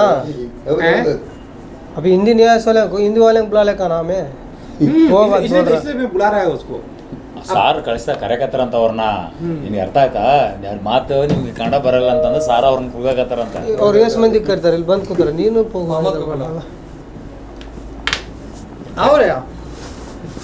ಬರ್ಲಿಕ್ಕೆ ಕರ್ತಿರ್ತಾರ. ನಮ್ಗೆ क्या प्रॉब्लम है देखेगा देखा नहीं आप कुछ कन्नड़ा नहीं आया तो क्या बात करना है? लैंग्वेज सीखेगा दुनिया लैंग्वेज नहीं साहब, अभी मैनेजर हो क्या? अभी कन्नड़ा नहीं आया तो मेरे पापा मुझे I am manager I do not know Kannada. ಇವಾಗ ಇಂಡಿಯನ್ ಗವರ್ನಮೆಂಟ್ ಪ್ರಕಾರ छोड़ो वो बात रुको प्रॉब्लम दे प्रॉब्लम ಹೇಳಿ ಸರ್ ಇನ್ನೊಂದು ಇದು ಕೇಳ್ರಿ. ತೆಲುಗು ಬರ್ತಾವೆ, ತೆಲುಗು ಅರ್ಥ ಆಗ ಆಮೇಲೆ ಇದ್ರ ನನಗೆ ಅರ್ಥ ಆಗೋದು. ಕನ್ನಡದಲ್ಲಿ ಕುಣಿಸಿದ್ರೆ ನನಗೆ ಅರ್ಥ ಆಗ್ತದೆ ಅಷ್ಟೇ. ಇಷ್ಟಪಟ್ಟು ನಿಮ್ದು ನನಗೆ ಅರ್ಥ ಆಯ್ತು. ಬಟ್ ಇವಾಗ ಗವರ್ಮೆಂಟ್ ಅಪಾಯಿಂಟೆಡ್ ಬ್ಯಾಂಕ್, ನಾವು ಸ್ವಂತ ಪ್ರೈವೇಟ್ ಬ್ಯಾಂಕ್ ಆದ್ರೆ ನೀವು ಹೇಳಿದಂಗೆ ಮಾಡಬಹುದು. ಅವ್ರು ಕಳಿಸ್ತಾರೋ ಅವ್ರು. ಕಸದ ರಾಶಿ ವಿಲೇವಾರಿ ಮಾಡಿ ಎಂದು ವಿಡಿಯೋ ಮಾಡಿ ಹರಿಬಿಟ್ಟಿದ್ದಕ್ಕೆ ಅಧಿಕಾರಿ ಮನಸೋ ಇಚ್ಛೆ ಹಲ್ಲೆ ಮಾಡಿದ್ದಾರೆ ಎಂದು ಆರೋಪ ಕೇಳಿಬಂದಿದೆ. ಹೌದು, ಈ ಆರೋಪ ಕೇಳಿಬಂದಿರುವುದು ದೇವನಹಳ್ಳಿ ಪುರಸಭೆ ಅಧಿಕಾರಿ ವಿರುದ್ಧ. ದೇವನಹಳ್ಳಿ ಪಟ್ಟಣದ ಸೂಲಿಬೆಲೆ ರಸ್ತೆಯಲ್ಲಿ ಕಸದ ರಾಶಿ ಬಗ್ಗೆ ಬಾಲಕ ವಿಡಿಯೋ ಮಾಡಿದ್ದನ್ನು ಪ್ರಶ್ನಿಸಿದ ಪುರಸಭೆ ಅಧಿಕಾರಿ ಆತನ ಅಣ್ಣ ಪುರೋಹಿತನ ಶಿವಕುಮಾರ್ ಎಂಬುವವನಿಗೆ ಹವಾಸ್ ಹಾಕಿದ್ದಾರೆ. ಇನ್ನು ಬಾಲಕನ ಕೈಯಿಂದ ಮೊಬೈಲ್ ಕಿತ್ಕೊಂಡು ಅವಾಚ್ಯ ಶಬ್ದಗಳಿಂದ ನಿಂದಿಸಿದ್ದಾರೆ. ನಂತರ ಬಾಲಕನ ಕೈ ಮತ್ತು ಕಾಲಿಗೆ ಮನಸೋ ಇಚ್ಛೆ ಹಲ್ಲೆ ನಡೆಸಿದ್ದಾರೆ ಎಂದು ಆರೋಪ ಕೇಳಿಬಂದಿದ್ದು, ದರ್ಪ ಮೆರೆದ ಅಧಿಕಾರಿ ವಿರುದ್ಧ ಕ್ರಮ ಕೈಗೊಳ್ಳುವಂತೆ ಆಗ್ರಹ ಮಾಡಿದ್ದಾರೆ.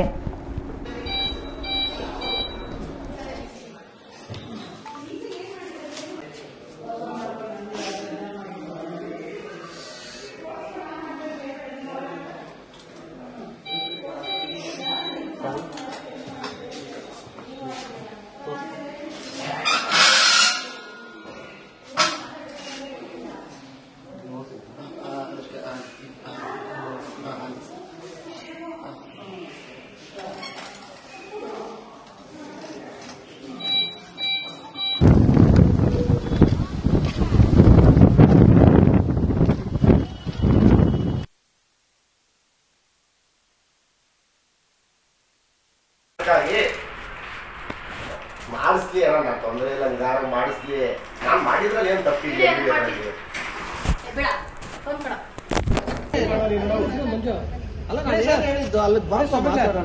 ಅಣ್ಣ ವಿಡಿಯೋ ಮಾಡೋದು ನಿಜ ಅಣ್ಣ. ಏನ್ ಗೊತ್ತಾ, ಅಲ್ಲಿ ಕಸ ಇರೋದನ್ನ ವಿಡಿಯೋ ಮಾಡೋದು ನಿಜ. ನಾನು ಇವ್ರೇನು ಗೊತ್ತಾ, ಇವ್ರಿಗಲ್ಲ, ನಾನು ಜಿಲ್ಲಾಧಿಕಾರಿಗಳು ಪ್ರತಿಯೊಂದು ಕಳಿಸ್ತೀನಿ, ಕೋರ್ಟ್ ಕಳಿಸ್ತೀನಿ ಅಣ್ಣ. ನಿಮಗೆ ಕಳಿಸಿ. ಸೂಲಿಬೆಲೆ ರಸ್ತೆ ಶನಿಮಾತ್ಮ ಸ್ವಾಮಿ ದೇವಾಲಯ ಪಕ್ಕದಲ್ಲಿ ನಾವು ಪುರಸಭೆ ಹತ್ರ ಹೋಗಿದ್ವಿ, ನಾನು ನಮ್ಮ ಅಣ್ಣ. ಹಿಂಗೆ ಹೋಗಿದ್ರೆ ಅಲ್ಲಿ ಅಂದರೆ ಪುರಸಭೆ ಒಳಗಡೆ ಹೋದರೆ ನಮ್ಮ ಅಣ್ಣ ಬಗ್ಗೆ, ನಮ್ಮ ಅಣ್ಣನ ಎಲ್ಲ ಕೆಟ್ಟದಾಗೆಲ್ಲ ಮಾತಾಡ್ತಿದ್ರು, ಲ್ಯಾಂಗ್ವೇಜ್ ಇದಾಗ್ತಿತ್ತು. ಅದಕ್ಕೆ ನನ್ನ ಮೊಬೈಲಲ್ಲಿ ನಾನು ವೀಡಿಯೋ ಮಾಡೋದಕ್ಕೆ ಸ್ಟಾರ್ಟ್ ಮಾಡಿದೆ. ನಾನು ವೀಡಿಯೋ ಸ್ಟಾರ್ಟ್ ಮಾಡಿದ್ದಕ್ಕೆ ಅವ್ರು ನೋಡ್ಬಿಟ್ಟು ಮಂಜುನಾಥ್ ಸರ್ ಬಂದ್ಬಿಟ್ಟು ಕೈ ತಿರುವಿ ಹೊಡೆದು ಒಳಗಡೆಯಿಂದ ಆಚೆಗೆ ದಬ್ಬಿದ್ದಾರೆ, ಬಾಗಿಲು ಹಾಕೊಂಡು ಹೊಡೆದಿದ್ದಾರೆ ಸರ್. ಯಾರೇ ಎಷ್ಟು ಜನ ಇದ್ರು ಸರ್? ಇದ್ರು ಸರ್, 5-6 ಜನ ಇದ್ರು ಸರ್. ಯಾರಂತ ಹೆಸರು ಗೊತ್ತಾ? ಹೌದು ಸರ್, ಅವ್ರ ಹೆಸರು ಬಂದು ಮಂಜುನಾಥ್ ಅಂತ ಹೇಳ್ಬಿಟ್ಟು. ಮೇಡಮ್ ಪಕ್ಕನೇ ಕೂತ್ಕೊಂತಾರೆ. ಮೇಡಮ್ ಇದ್ರು ಸರ್. ಏನೇನೆಲ್ಲ ಮಾಡಿದ್ರಪ್ಪ? ಸರ್ ನನಗೆ ಅದೇ ಕೈ ತಿರುಗ್ಬಿಟ್ಟು ಕಪಾಳಕ್ಕೆ ಒಂದು ಹಾಕಿದ್ರು ಸರ್. ನಾನು ಸೈಲೆಂಟಾಗಿದ್ದೆ, ಮತ್ತು ಒದ್ರು ಅಂದರೆ ಬಾಗಿಲಿಂದ ಆಚೆಗೆ ತಳ್ಳಿಬಿಟ್ರು ಸರ್. ಬೈದ್ರು ಸರ್. ಯಾವನೋ ನೀನು ವೀಡಿಯೋ ಮಾಡೋದಕ್ಕೆ, ನಿನ್ಗೇನೋ ಹಕ್ಕಿದೆ, ಅದು ನಮ್ಮ ಆಫೀಸಿಗೆ ಬಂದು ನನ್ನೇ ವೀಡಿಯೋ ಮಾಡ್ತೀಯಾ ಅಂತ ಹೇಳ್ಬಿಟ್ಟು ಇದು ಮಾಡಿದ್ರು ಸರ್. ಎಲ್ಲೇ ಲೇಟ್ ಆಗಿದೆ ಸರ್? ಕೈಯಲ್ಲಿ ಇಲ್ಲಿ ಇದಾಗಿದೆ ಸರ್, ಮತ್ತು ತಲೆ ಹತ್ರ ಇಲ್ಲಿ ಊತ ಬಂದಿದೆ, ಕಾಲಲ್ಲಿ ಒಂಚೂರು ನೋಯ್ತಿದೆ ಸರ್. ಹೌದು ಸರ್, ಮಾತಾಡ್ತಿದ್ದಾರೆ ಸರ್. ಡಾಕ್ಟ್ರು ಅದೇ ಎಕ್ಸ್ರೇ ಮಾಡಿಸ್ಕೊಂಬನ್ನಿ ಅಂತ ಹೇಳಿದ್ದಾರೆ ಸರ್.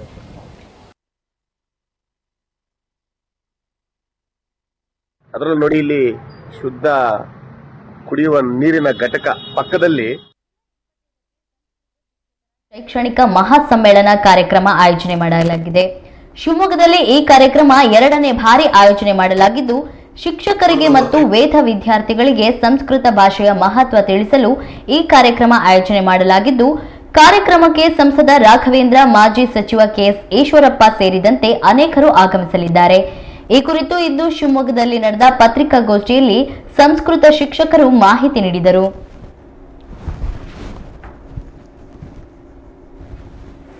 ಇದೇ ಬರುವ ಶುಕ್ರವಾರ, ನಾಳೆ ಎಲ್ಲ ನಾಡಿದ್ದು, ವೀರಶೈವ ಸಾಂಸ್ಕೃತಿಕ ಭವನ, ಜಯೇಶ್ ಪಟೇಲ್ ನಗರ, ತಮಿಳುತಾಯಿ ರವಿಶಂಕರ ವಿದ್ಯಾಮಂದಿರ ಪಕ್ಕ ತಮಿಳುತಾಯಿ ಭವನದ ಮುಂದೆ ಇರತಕ್ಕಂತಹ ವೀರಶೈವ ಸಾಂಸ್ಕೃತಿಕ ಭವನದಲ್ಲಿ ಇಟ್ಕೊಂಡಿದ್ದೇವೆ. ಈ ಕಾರ್ಯಕ್ರಮ ಬಹಳ ಅದ್ಭುತವಾದಂತಹ ಒಂದು ಕಾರ್ಯಕ್ರಮ. ಯಾಕೆಂತಂದ್ರೆ ಈ ರಾಜ್ಯ ಮಟ್ಟದ ಸಂಸ್ಕೃತ ಮತ್ತು ವೇದ ಶಿಕ್ಷಕರ ಒಂದು ಸಮ್ಮೇಳನ ಆಗ್ತಾ ಇರೋದು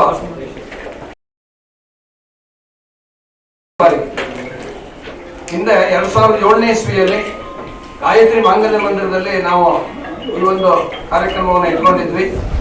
ಆಗ 800 ಜನ ಶಿಕ್ಷಕರು, ಎಲ್ಲ ವೇದ ಮತ್ತು ಸಂಸ್ಕೃತ ಕಲಿಸುವಂತಹ ಶಿಕ್ಷಕರು ಭಾಗವಹಿಸಿದ್ರು. ಅಭೂತಪೂರ್ವವಾದಂತಹ ಒಂದು ಕಾರ್ಯಕ್ರಮ ಅದು ಆಗಿತ್ತು. ಅದರ ನಂತರ 2010ನೇ ಇಸ್ವಿಯಲ್ಲಿ ಕರ್ನಾಟಕ ಸಂಸ್ಕೃತ ವಿಶ್ವವಿದ್ಯಾಲಯ ಪ್ರಾರಂಭ ಆದ ನಂತರ ಮೊಟ್ಟ ಮೊದಲನೇ ಅಧಿವೇಶನವನ್ನ ಬಾಳೆಹೊನ್ನೂರು ಮಠದಲ್ಲಿ ಅವರು ಮಾಡಿದ್ರು. ಅದರ ನಂತರ ಮಲೆನಾಡಿನ ಸುತ್ತಮುತ್ತ ಎಲ್ಲೂ ಕೂಡ ಈ ಒಂದು ಸಂಸ್ಕೃತ ಮತ್ತು ವೇದ ಶಿಕ್ಷಕರ ಸಮ್ಮೇಳನ ಆಗಿರಲಿಲ್ಲ. ಈ ವರ್ಷ ನಡೀತಾ ಇದೆ. 18 ವರ್ಷಗಳ ನಂತರ ಮೊಟ್ಟ ಮೊದಲನೇದಾಗಿ ನಡೀತಾ ಇದೆ. ಇದು ಬಹಳ ಸದುದ್ದೇಶದ ಒಂದು ಕಾರ್ಯಕ್ರಮ ಅಂತ ಅನಿಸ್ತಾ ಇದೆ ನನಗೆ. ಯಾಕೆಂತಂದ್ರೆ ಇವತ್ತು ವೇದ ಮತ್ತೆ ಸಂಸ್ಕೃತ ಭಾಷೆ ನಶಿಸಿ ಹೋಗ್ತಾ ಇದೆ. ಸಂಸ್ಕೃತ ಎಲ್ಲ ಇಡೀ ಪುರಾಣಗಳು, ಮಹಾಭಾರತ, ರಾಮಾಯಣಾದಿಗಳು, ಭಗವದ್ಗೀತೆ, ಪ್ರತಿಯೊಂದು ಗ್ರಂಥವೂ ಕೂಡ ಸಂಸ್ಕೃತದ ಆಧಾರ, ಸಂಸ್ಕೃತದಲ್ಲೇ ಇರ್ತಕ್ಕಂಥದ್ದು. ಅದನ್ನ ಹೆಚ್ಚಿನ ರೀತಿಯಲ್ಲಿ ಎಲ್ಲ ಜನರಿಗೂ ಕೂಡ ಆ ಸಂಸ್ಕೃತ ಭಾಷೆಯನ್ನು ತಿಳಿಸುವುದರ ಜೊತೆಗೆ ಈಗ ವೇದ ಪಾಠಗಳು ಕೂಡ ಮಠಮಾನ್ಯಗಳಲ್ಲಿ ಅಷ್ಟೇ ವೇದ ಪಾಠಗಳು ನಡೀತಾ ಇದೆ ಬಿಟ್ರೆ ಎಲ್ಲೂ ಕೂಡ ವೇದ ಕ್ಲಾಸ್ಗಳು ನಡೀತಾ ಇಲ್ಲ. ವೇದ ಎಲ್ಲ ನಶಿಸಿ ಹೋಗ್ತಾ ಇದೆ. ಈ ಒಂದು ಸಂದರ್ಭದಲ್ಲಿ ಎಲ್ಲ ಶಿಕ್ಷಕರಿಗೂ ಇನ್ನಷ್ಟು ಉತ್ತೇಜನ ಕೊಟ್ಟು ಬರ್ತಕ್ಕಂಥ ಎಲ್ಲ ವಿದ್ಯಾರ್ಥಿಗಳಿಗೆ ಈ ಸಂಸ್ಕೃತ ಭಾಷೆಯ ಮಹತ್ವವನ್ನ ಹೇಳಿ ಇಡೀ ನಮ್ಮ ರಾಜ್ಯಕ್ಕೆ, ಈ ಒಂದು ಸಂಸ್ಕೃತ ದೇಶಕ್ಕೆ ಸಂಸ್ಕೃತ ಭಾಷೆಯ ಮಹತ್ವವನ್ನು ತಿಳಿಸಿಕೊಡುವುದಕ್ಕಾಗಿ ಸದುದ್ದೇಶದಿಂದ ಈ ಒಂದು ಸಮ್ಮೇಳನ ಆಯೋಜನೆ ಆಗಿದೆ. ಇದಕ್ಕೆ ರಾಜ್ಯದ 30 ಜಿಲ್ಲೆಗಳಿಂದ ಎಲ್ಲ ಸಂಸ್ಕೃತ ಶಿಕ್ಷಕರು ಹಾಗೂ ಸಂಸ್ಕೃತ ಪ್ರೇಮಿಗಳು, ಸಂಸ್ಕೃತ ಭಾಷಾಭಿಮಾನಿಗಳು ಹಾಗೂ ಎಲ್ಲ ಸಂಸ್ಕೃತ ವಿದ್ವಾಂಸರು ಇದರಲ್ಲಿ ಪಾಲ್ಗೊಂಡಿದ್ದಾರೆ. ಈ ಒಂದು ಕಾರ್ಯಕ್ರಮವನ್ನ ನಮ್ಮ ಮಾನ್ಯ ಶಿವಮೊಗ್ಗ ಜಿಲ್ಲೆಯ ಸಂಸದರಾಗಿರ್ತಕ್ಕಂತಹ ರಾಘವೇಂದ್ರ ಸಿಗಂದೂರು ಸೇತುವೆ ವಿಚಾರ ಸಂತೋಷ ಪಡದೆ ದುಃಖ ಪಡೋದಕ್ಕಾಗತ್ತಾ ಎಂದು ಮಾಜಿ ಸಚಿವ ಹರತಾಳು ಹಾಲಪ್ಪ ಹೇಳಿದ್ದಾರೆ. ಶಿವಮೊಗ್ಗದಲ್ಲಿ ಮಾಧ್ಯಮ ಪ್ರತಿನಿಧಿಗಳ ಜೊತೆ ಮಾತನಾಡಿದ ಅವರು, ಶಿಕ್ಷಣ ಸಚಿವರಾಗಿ ಪ್ರಬುದ್ಧತೆಯಿಂದ ನಡೆದುಕೊಳ್ಳಲಿ, ಅಹಂಕಾರದಿಂದ ಮಾತನಾಡೋದನ್ನ ನಿಲ್ಲಿಸಬೇಕು ಎಂದು ಕಿವಿಮಾತು ಹೇಳಿದರು. ಮತ್ತೊಂದು ಇನ್ನೊಂದು ಹಾಗೆ ಹೇಳ್ತಾ ಮುಂದುವರೆದಿದ್ದಾರೆ. ಯಾರೋ ತಾವೇನ ಕೇಳಿದ್ರು ಅಥವಾ ಇನ್ನೇನೋ ಆಗಿದೆ, ಅದಕ್ಕೆ ಯಾರನ್ನಾರು ಮಾಡೋದು. ಸೇತುವೆ ಬಗ್ಗೆ ಭಾರಿ ಸಂತೋಷ ಪಡೋದು ಬೇಡ, ಮತ್ತು ಸಂತೋಷ ಪಡೋದು ದುಃಖ ಪಡ್ಬೇಕಲ್ರಿ. ಅದೇ ಸಿಗಂದೂರು ಸೇತುವೆ ಬಗ್ಗೆ ಅದನ್ನು ಮಾತಾಡ್ತಾ ಸಿಗಂದೂರು ಒಂದು ತಿಂಗಳಲ್ಲಿ ಅದು ಹಾಳು ಮಾಡೋದು ಹೇಗೆ ಅಂತ ಹೇಳ್ತೀನಿ ಅಂತ. ಹೇಗೆ ಹಾಳು ಮಾಡ್ತಾರೆ ಇವರು? ಯಾರೂ ಹಾಳು ಮಾಡೋಕ್ಕಾಗಲ್ಲ. ಸಿಗಂದೂರನ್ನು ಹಾಳು ಮಾಡಬಾರ್ದು, ಅದ್ರಲ್ಲಿ ಕೈ ಹಾಕಬಾರ್ದು ನಾವು. ಇದು ಒಂದು ಇಲ್ಲಿದೆ ಕ್ಲಿಪ್ಪಿಂಗ್, ನಿಮ್ಮ ಹತ್ರ ತಮ್ಮ ಹತ್ರನೂ ಇದೆ, ನಮ್ಮ ಹತ್ರನೂ ಇದೆ. ಒಂದು ತಿಂಗಳಲ್ಲಿ ಹೇಗೆ ಹಾಳು ಮಾಡ್ತಾರೆ ಅನ್ನೋದನ್ನು, ಹಾಳು ಮಾಡ್ತೀವಿ ಅನ್ನೋದನ್ನು ಹೇಳ್ತೀನಿ ನಾನು. ಸಂತೋಷ ಪಡೋದು ಬೇಡ ಅಂತ ಹೇಳಿದ್ದಾರೆ. ಈ ಥರ ಅಸಂಬದ್ಧ ಮಾತಾಡೋದು ಬಿಡಲಿ. ಶಿಕ್ಷಣ ಸಚಿವರಾಗಿ, ಬಂಗಾರಪ್ಪನವ್ರ ಪುತ್ರರಾಗಿ ಗೌರವದಿಂದ ನಡ್ಕೋಬೇಕು. ಅಭಿವೃದ್ಧಿ ಕಡೆ ಗಮನ ಕೊಡಬೇಕು. ಅಭಿವೃದ್ಧಿ ಬಗ್ಗೆ ಗಮನ ಕೊಡೋದು ಬಿಡಿ, ಕೇಳಿದ್ರು ಕೂಡ ಮೈ ಮೇಲೆ ಬರ್ತಾರೆ. ಏನಿದು? ಇನ್ನಾದರೂ ಒಂದು ಪ್ರಬುದ್ಧತೆ ನಡ್ಕೊಳ್ರಪ್ಪ ಪುಣ್ಯಾತ್ಮರು. ಆ ಪುಣ್ಯಾತ್ಮನ ಹೊಟ್ಟೆಯಲ್ಲಿ ಹುಟ್ಟಿದಕ್ಕಾದ್ರು ಈ ಥರ ದುರಂಕಾರ, ಠೇಂಕಾರ, ಅಹಂಕಾರ ಮಾಡೋದು ಬಿಟ್ಟು ಮತ್ತು ಮಾತಾಡಿದ್ರೆ MP ಬಗ್ಗೆ ಮಾತಾಡ್ತಾರೆ. MP ನೋಡ್ರಿ, ಬಸ್ ಸ್ಟ್ಯಾಂಡು ಕಟ್ಸಿದ್ದಾರೆ, ಏರ್ಪೋರ್ಟು ಕಟ್ಸಿದ್ದಾರೆ, ಶರಾವತಿ ಸೇತುವೆನೂ ಕಟ್ಸಿದ್ದಾರೆ. ಇನ್ನೂ ಶರಾವತಿಗೆ 5 ಸೇತುವೆಗಳು ಆಗ್ತಾ ಇದೆ. 2 ಆಯ್ತು, ಈಗ ಇನ್ನೂ 3 ಸೇತುವೆ ಆಗ್ತಾ ಇದೆ, ಕಿಲೋಮೀಟರ್ ಗಟ್ಟಲೆ. ಇವ್ರು ಏನು ಮಾಡಿದ್ದಾರೆ? ನಾವಿಬ್ಬರು ಅಣ್ಣ ತಮ್ಮಂದಿರ ಹತ್ರ ಇದ್ದೀವಿ ಅಂತ ಹೇಳಿ ಸಾಗರದ ಶಾಸಕರು ಹೇಳ್ತಾರೆ. ಇವ್ರು ಹಿಂದೆ ಹೇಳಿದರು, ನಾನು ನಮ್ಮ ರೇಣುಕಾಚಾರ್ಯ ನಾವಿಬ್ಬರು ಲವಕುಶಲಿದ್ದಂಗೆ ಅಂತ. ಎಲ್ಲಿ ಹೋದ್ರು ಲವ, ಎಲ್ಲಿ ಹೋದ್ರು ಕುಶ, ಎಲ್ಲಿ ಹೋದ್ರು ಹೀಗೆ. ಈಗ ಅಣ್ಣ ತಮ್ಮದಿರು, ಯಾವಾಗ ಅಣ್ಣ ತಮ್ಮದಿರು ಆಗ್ತಾರೋ ಗೊತ್ತಿಲ್ಲ. ಇವರು ಯಾವಾಗ ದಾಯಾದಿಗಳಾಗ್ತಾರೋ ಗೊತ್ತಿಲ್ಲ, ಯಾವಾಗ ಕೌರವರು ಪಾಂಡವರು ಆಗ್ತಾರೋ ಗೊತ್ತಿಲ್ಲ. ಇವ್ರು ಯಾವಾಗಲೂ ಮಾಡಿ ಅಭ್ಯಾಸ ಇದೆ ಇವ್ರಿಗೆ, ಕೌರವರು ಪಾಂಡವರು ಆಗೋದು. ಅಣ್ಣ ತಮ್ಮದಿರು ಹುಟ್ಟುತ್ತಾ ದೊಡ್ಡ ಮಾತಾಡ್ಬಿಡೋದು. ಆಮೇಲೆ ಮತ್ತೊಂದು ಇನ್ನೊಂದು ಹಾಗೆ ಹೇಳ್ತಾ ಮುಂದುವರೆದಿದ್ದಾರೆ. ಯಾರೋ ತಾವೇನ ಕೇಳಿದ್ರು. ಸಣ್ಣ ವ್ಯಾಪಾರಿಗಳಿಗೆ ಕರ್ನಾಟಕ ಸರ್ಕಾರ ನೀಡಿರುವ ತೆರಿಗೆ ನೋಟಿಸ್ಗೂ ನಮಗೂ ಯಾವುದೇ ಸಂಬಂಧವಿಲ್ಲ ಎಂದು ಕೇಂದ್ರ ಸರ್ಕಾರ ಸ್ಪಷ್ಟಪಡಿಸಿದೆ. ಈ ಕುರಿತು ಪ್ರತಿಕ್ರಿಯೆ ನೀಡಿರುವ ಕೇಂದ್ರ ಸಚಿವ ಪ್ರಹ್ಲಾದ ಜೋಶಿ ಅವರು, ಕರ್ನಾಟಕದ ಕಾಂಗ್ರೆಸ್ ಸರ್ಕಾರ ಸಣ್ಣ ಪುಟ್ಟ ವ್ಯಾಪಾರಿಗಳಿಗೆ ತೆರಿಗೆ ಬಾಕಿ ನೋಟಿಸ್ ಕೊಟ್ಟು ಇದೀಗ ರಾಜ್ಯ ಸರ್ಕಾರಕ್ಕೂ ಹಾಗೂ GST ನೋಟಿಸ್ಗೂ ಯಾವುದೇ ಸಂಬಂಧವಿಲ್ಲ ಅಂತ ಹೇಳುತ್ತಿರೋದು ನಿಜಕ್ಕೂ ಹಾಸ್ಯಾಸ್ಪದ ಎಂದು ಹೇಳಿದ್ದಾರೆ. GSTನಲ್ಲಿ ಕೇಂದ್ರ ಸರ್ಕಾರದ ಅಡಿಯಲ್ಲಿ GST ಮತ್ತು ರಾಜ್ಯ ಸರ್ಕಾರಗಳ ಅಡಿಯಲ್ಲಿ GST 2 ಭಾಗಗಳಿದೆ. ಸಣ್ಣ ಪುಟ್ಟ ವ್ಯಾಪಾರಿಗಳಿಗೆ ನೋಟಿಸ್ ನೀಡಿರುವುದು ರಾಜ್ಯ ಸರ್ಕಾರದ ವಾಣಿಜ್ಯ ತೆರಿಗೆ ಇಲಾಖೆ. ಇದರಲ್ಲಿ ಕೇಂದ್ರ ಸರ್ಕಾರದ ಯಾವುದೇ ಪಾತ್ರವಿಲ್ಲ ಎಂದು ಸ್ಪಷ್ಟಪಡಿಸಿದ್ದಾರೆ.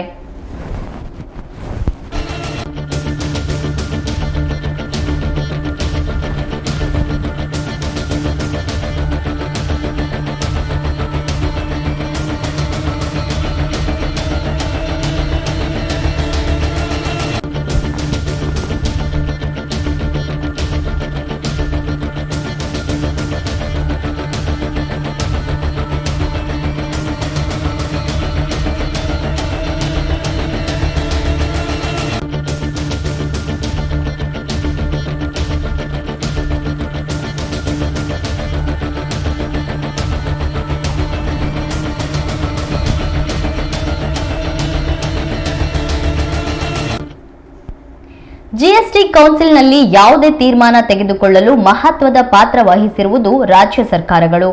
ಕೇಂದ್ರ ಸರ್ಕಾರಕ್ಕೆ ಕೇವಲ 1/3 ಭಾಗ ಮಾತ್ರ ಅಧಿಕಾರವಿದೆ. ಉಳಿದ ಅಧಿಕಾರ ರಾಜ್ಯ ಸರ್ಕಾರದ ಕೈಯಲ್ಲಿದೆ. 2/3 ಭಾಗದಷ್ಟು ಅಧಿಕಾರ ಹೊಂದಿರುವ ರಾಜ್ಯ ಸರ್ಕಾರಗಳ ನಿರ್ಣಯವೇ ಅಂತಿಮವಾಗಲಿದೆ. ಇದೀಗ ಹಣ್ಣು, ಹಾಲು, ತರಕಾರಿ ಸೇರಿದಂತೆ ದಿನನಿತ್ಯದ ಅಗತ್ಯ ಸರಕು ಸೇವಾ ವ್ಯಾಪಾರಿಗಳಿಗೆ ನೋಟಿಸ್ ನೀಡಿ ಅವರಿಗೆ ತೊಂದರೆ ಕೊಡುತ್ತಿದ್ದಾರೆ. ಬೇರೆ ಯಾವುದೇ ರಾಜ್ಯಗಳಲ್ಲಿ ನೀಡದ ನೋಟಿಸ್ ಕರ್ನಾಟಕದಲ್ಲಿನ ಕಾಂಗ್ರೆಸ್ ಸರ್ಕಾರ ಸಣ್ಣ ಪುಟ್ಟ ವ್ಯಾಪಾರಿಗಳಿಗೆ ನೋಟಿಸ್ ನೀಡಿದೆ. UPI ಟ್ರಾನ್ಸಾಕ್ಷನ್ ಇದೀಗ ಇಡೀ ವಿಶ್ವಕ್ಕೆ ಮಾದರಿಯಾಗಿದೆ. ಈ ಮಧ್ಯೆ ರಾಜ್ಯದಲ್ಲಿ ಡಿಜಿಟಲ್ ಟ್ರಾನ್ಸಾಕ್ಷನ್ ಹದಗೆಡಿಸುವ ದುಸ್ಸಾಹಸಕ್ಕೆ ಕಾಂಗ್ರೆಸ್ ಸರ್ಕಾರ ಕೈ ಹಾಕಿರುವುದು ನಿಜಕ್ಕೂ ದುರಂತ ಎಂದು ಎಕ್ಸ್ ಖಾತೆಯಲ್ಲಿ ಬರೆದುಕೊಂಡಿದ್ದಾರೆ.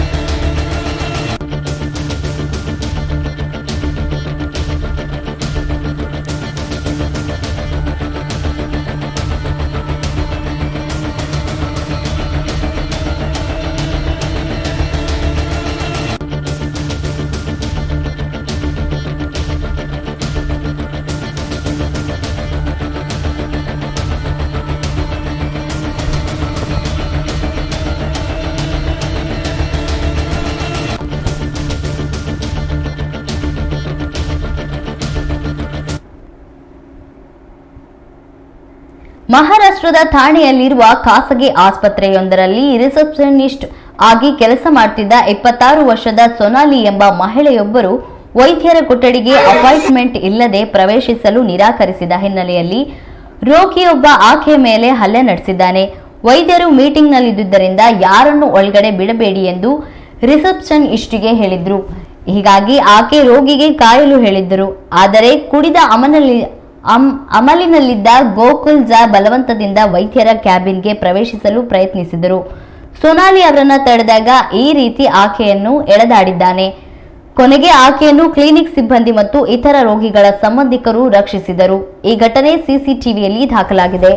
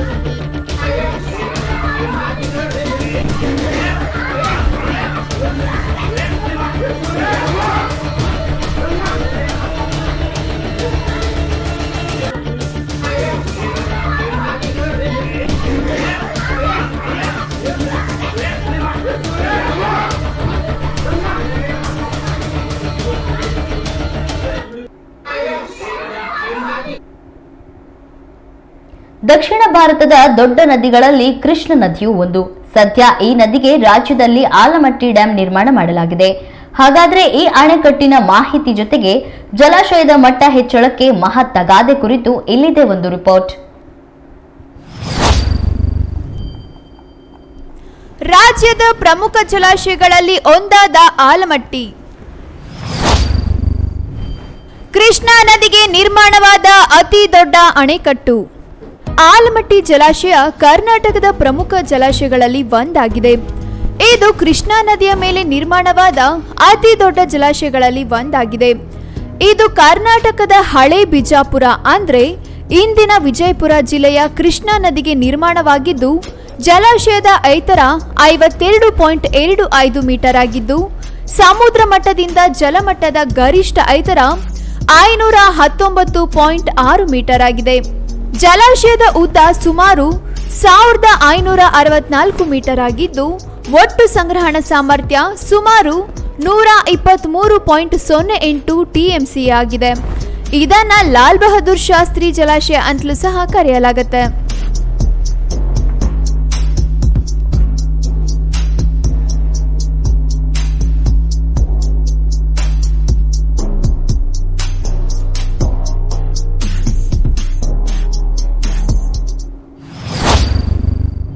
ನೀರಾವರಿ ಯೋಜನೆಗಳಿಗೆ ಮೂಲ 290 ಮೆಗಾವ್ಯಾಟ್ ವಿದ್ಯುತ್ ಉತ್ಪಾದನೆಗೆ ಸಹಕಾರಿ. ಆಲಮಟ್ಟಿ ಜಲಾಶಯವು ಒಂದಷ್ಟು ಯೋಜನೆ ಹಾಗೂ ಧ್ಯೇಯೋದ್ದೇಶಗಳಿಂದ ರಚನೆಯಾಗಿದೆ. ಸಂಚಿತ ನೀರಿನ ಬಳಕೆ ಮೂಲಕ ಹಮ್ಮಿಕೊಳ್ಳುವ ನೀರಾವರಿ ಯೋಜನೆಗಳಿಗೆ ಈ ಜಲಾಶಯ ಸಹಕಾರಿಯಾಗಿದೆ. ಜೊತೆಗೆ 290 ಮೆಗಾವ್ಯಾಟ್ ವಿದ್ಯುತ್ ಉತ್ಪಾದನೆಗೂ ಸಹ ಸಹಕಾರಿಯಾಗಿದೆ.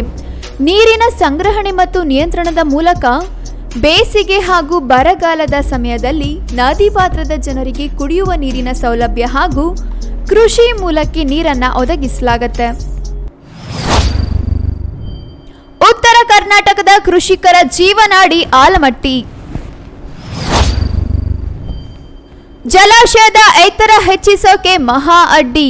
ಈ ಜಲಾಶಯ ಉತ್ತರ ಕರ್ನಾಟಕದ ಕೃಷಿಕರಿಗೆ ಜೀವನಾಡಿಯಾಗಿದ್ದು, ಜಲ ಸಂಗ್ರಹಣದ ಒಂದು ಪ್ರಮುಖ ಕೇಂದ್ರವೇ ಆಗಿದೆ. ರಾಯಚೂರು, ಗದಗ, ಬಾಗಲಕೋಟೆ ಹಾಗೆ ವಿಜಯಪುರ ಜಿಲ್ಲೆಗಳಿಗೆ ನೀರಾವರಿಯ ಪ್ರಮುಖ ಮೂಲವಾಗಿದ್ದು, ಭಾರತದ ಪ್ರಮುಖ ಮೆಗಾ ಜಲ ಯೋಜನೆಗಳಲ್ಲಿ ಒಂದಾಗಿದೆ. ಅಷ್ಟೇ ಅಲ್ಲದೆ ಜಲಾಶಯವು ಲಿಫ್ಟ್ ಇರಿಗೇಷನ್ ಪ್ರಾಜೆಕ್ಟ್ನ ಮೂಲಕ ಇತರ ಜಲಾಶಯಗಳಿಗೆ ಪೂರಕವಾಗಿದೆ. ಆದರೆ ಜಲಾಶಯದ ಮಟ್ಟವನ್ನು ಹೆಚ್ಚಳ ಮಾಡಬೇಕು ಅನ್ನೋ ಕೂಗು ಮೊದಲಿನಿಂದಲೂ ಇದೆ. ರಾಜ್ಯ ಸರ್ಕಾರ ರೆಡಿಯಾಗಿದ್ರೂ ಅದಕ್ಕೆ ಮಹಾರಾಷ್ಟ್ರ ಸರ್ಕಾರ ಗ್ರೀನ್ ಸಿಗ್ನಲ್ ಕೊಡ್ತಾ ಇಲ್ಲ. 524 ಮೀಟರ್ಗೆ ಹೆಚ್ಚಿಸಬೇಕು ಎಂದು ನ್ಯಾಯಾಧಿಕರಣ ತೀರ್ಪು ಬಂದಾಗ ಸುಮ್ಮನಿದ್ದ ಮಹಾರಾಷ್ಟ್ರ ಸರ್ಕಾರ ಈಗ ಕರ್ನಾಟಕದ ಸಿಎಂಗೆ ಪತ್ರ ಬರೆದು ಆಕ್ಷೇಪ ವ್ಯಕ್ತಪಡಿಸಿದೆ. ಅಣೆಕಟ್ಟಿನ ಎತ್ತರ ಹೆಚ್ಚಳ ಮಾಡಿದ್ರೆ ಮಹಾರಾಷ್ಟ್ರದ ಸಾಂಗ್ಲಿ, ಕೊಲ್ಲಾಪುರ ಜಿಲ್ಲೆಗಳು ಪ್ರವಾಹ ಸಮಸ್ಯೆ ಎದುರಿಸುತ್ತವೆ. ಹೀಗಾಗಿ ಮರುಪರಿಶೀಲನೆ ಮಾಡಬೇಕು ಎಂದು ಪತ್ರದಲ್ಲಿ ತಿಳಿಸಿದ್ದಾರೆ. ಆದರೆ 2010ರ ತೀರ್ಪಿನ ಬಗ್ಗೆ ಮಹಾರಾಷ್ಟ್ರ ಸರ್ಕಾರ ಎಲ್ಲೂ ಪ್ರಶ್ನೆ ಎತ್ತಿರಲಿಲ್ಲ. ಈ ಯೋಜನೆ ಜಾರಿ ಮಾಡಲಿ ಎಂದು ಮಹಾರಾಷ್ಟ್ರ ಸರ್ಕಾರ ಅಫಿಡವಿಟ್ ಸಲ್ಲಿಸಿತ್ತು. ಈಗ ಇದ್ದಕ್ಕಿದ್ದಂತೆ ತಗಾದೆ ತೆಗೆದಿರೋದು ರಾಜಕೀಯ ಹುನ್ನಾರವೂ ಇರಬಹುದು. ಪ್ರವಾಸೋದ್ಯಮಕ್ಕೆ ಸುಂದರ ತಾಣ. ಪರಿಸರ ಸಂರಕ್ಷಣೆ ಹಾಗೂ ಪ್ರವಾಸೋದ್ಯಮಕ್ಕೆ ಪ್ರೋತ್ಸಾಹ. ಆಲಮಟ್ಟಿ ಜಲಾಶಯವು ಇತ್ತೀಚಿನ ಅಭಿವೃದ್ಧಿ ಹಂತಗಳ ಮೂಲಕ ಉತ್ತಮ ಪ್ರವಾಸಿ ತಾಣವಾಗಿದೆ. ಪಾರ್ಕ್ ಹಾಗೂ ಪ್ರವಾಸೋದ್ಯಾನ ನಿರ್ಮಾಣದ ಹಂತದಲ್ಲಿ ಜಲಾಶಯದ ಸುತ್ತ ಲಲಿತ ಕಲಾ ತೋಟ, ಗೋಲ್ ಗುಂಬಾಜ್ ಪಾರ್ಕ್ ಹಾಗೆ ಅಣೆಕಟ್ಟಿನ ಗಾರ್ಡನ್ಗಳನ್ನು ನಿರ್ಮಿಸಲಾಗಿದೆ. ಪರಿಸರ ಸಂರಕ್ಷಣೆ ಹಂತದಲ್ಲಿ ಪರಿಸರ ಸ್ನೇಹಿ ಯೋಜನೆಗಳ ಅಳವಡಿಕೆ, ಮರಗಳ ನಾಟಿ ಹಾಗೂ ಪರಿಸರ ಮಾಲಿನ್ಯ ನಿಯಂತ್ರಣದ ಕೆಲಸಗಳನ್ನು ಕೈಗೊಳ್ಳಲಾಗಿದೆ. ಜೊತೆಗೆ ಪ್ರವಾಸೋದ್ಯಮಕ್ಕೆ ಪ್ರೋತ್ಸಾಹಿಸುವ ನಿಟ್ಟಿನಲ್ಲಿ ನೋಟಿಕಲ್ ಕ್ಲಬ್, ಬೋಟಿಂಗ್ ವ್ಯವಸ್ಥೆಗಳನ್ನು ಕಲ್ಪಿಸಲಾಗಿದೆ. ಒಟ್ಟಾರೆಯಾಗಿ ಈ ಜಲಾಶಯವು ನೀರಿನ ಹಾಗೂ ವಿದ್ಯುತ್ನ ಮೂಲವಾಗಿದ್ದು ಪ್ರವಾಸಿಗರಿಗೆ ಸಂತಸ ಹಾಗೂ ನೆಮ್ಮದಿಯನ್ನು ಸೃಷ್ಟಿಸುವ ತಾಣವಾಗಿದೆ.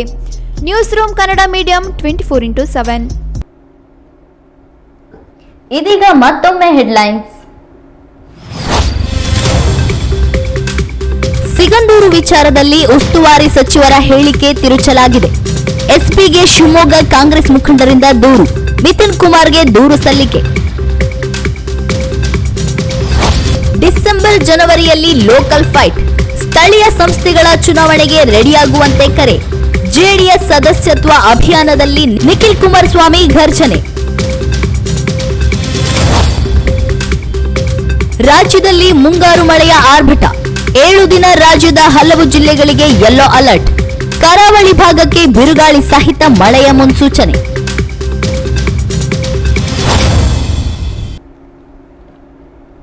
ಇದಾಗಿತ್ತು ಈ ಹೊತ್ತಿನ ಸುದ್ದಿ. ಇನ್ನಷ್ಟು ಮಾಹಿತಿಗಾಗಿ ನೋಡ್ತಾ ಇರಿ ಕನ್ನಡ ಮೀಡಿಯಂ 24x7.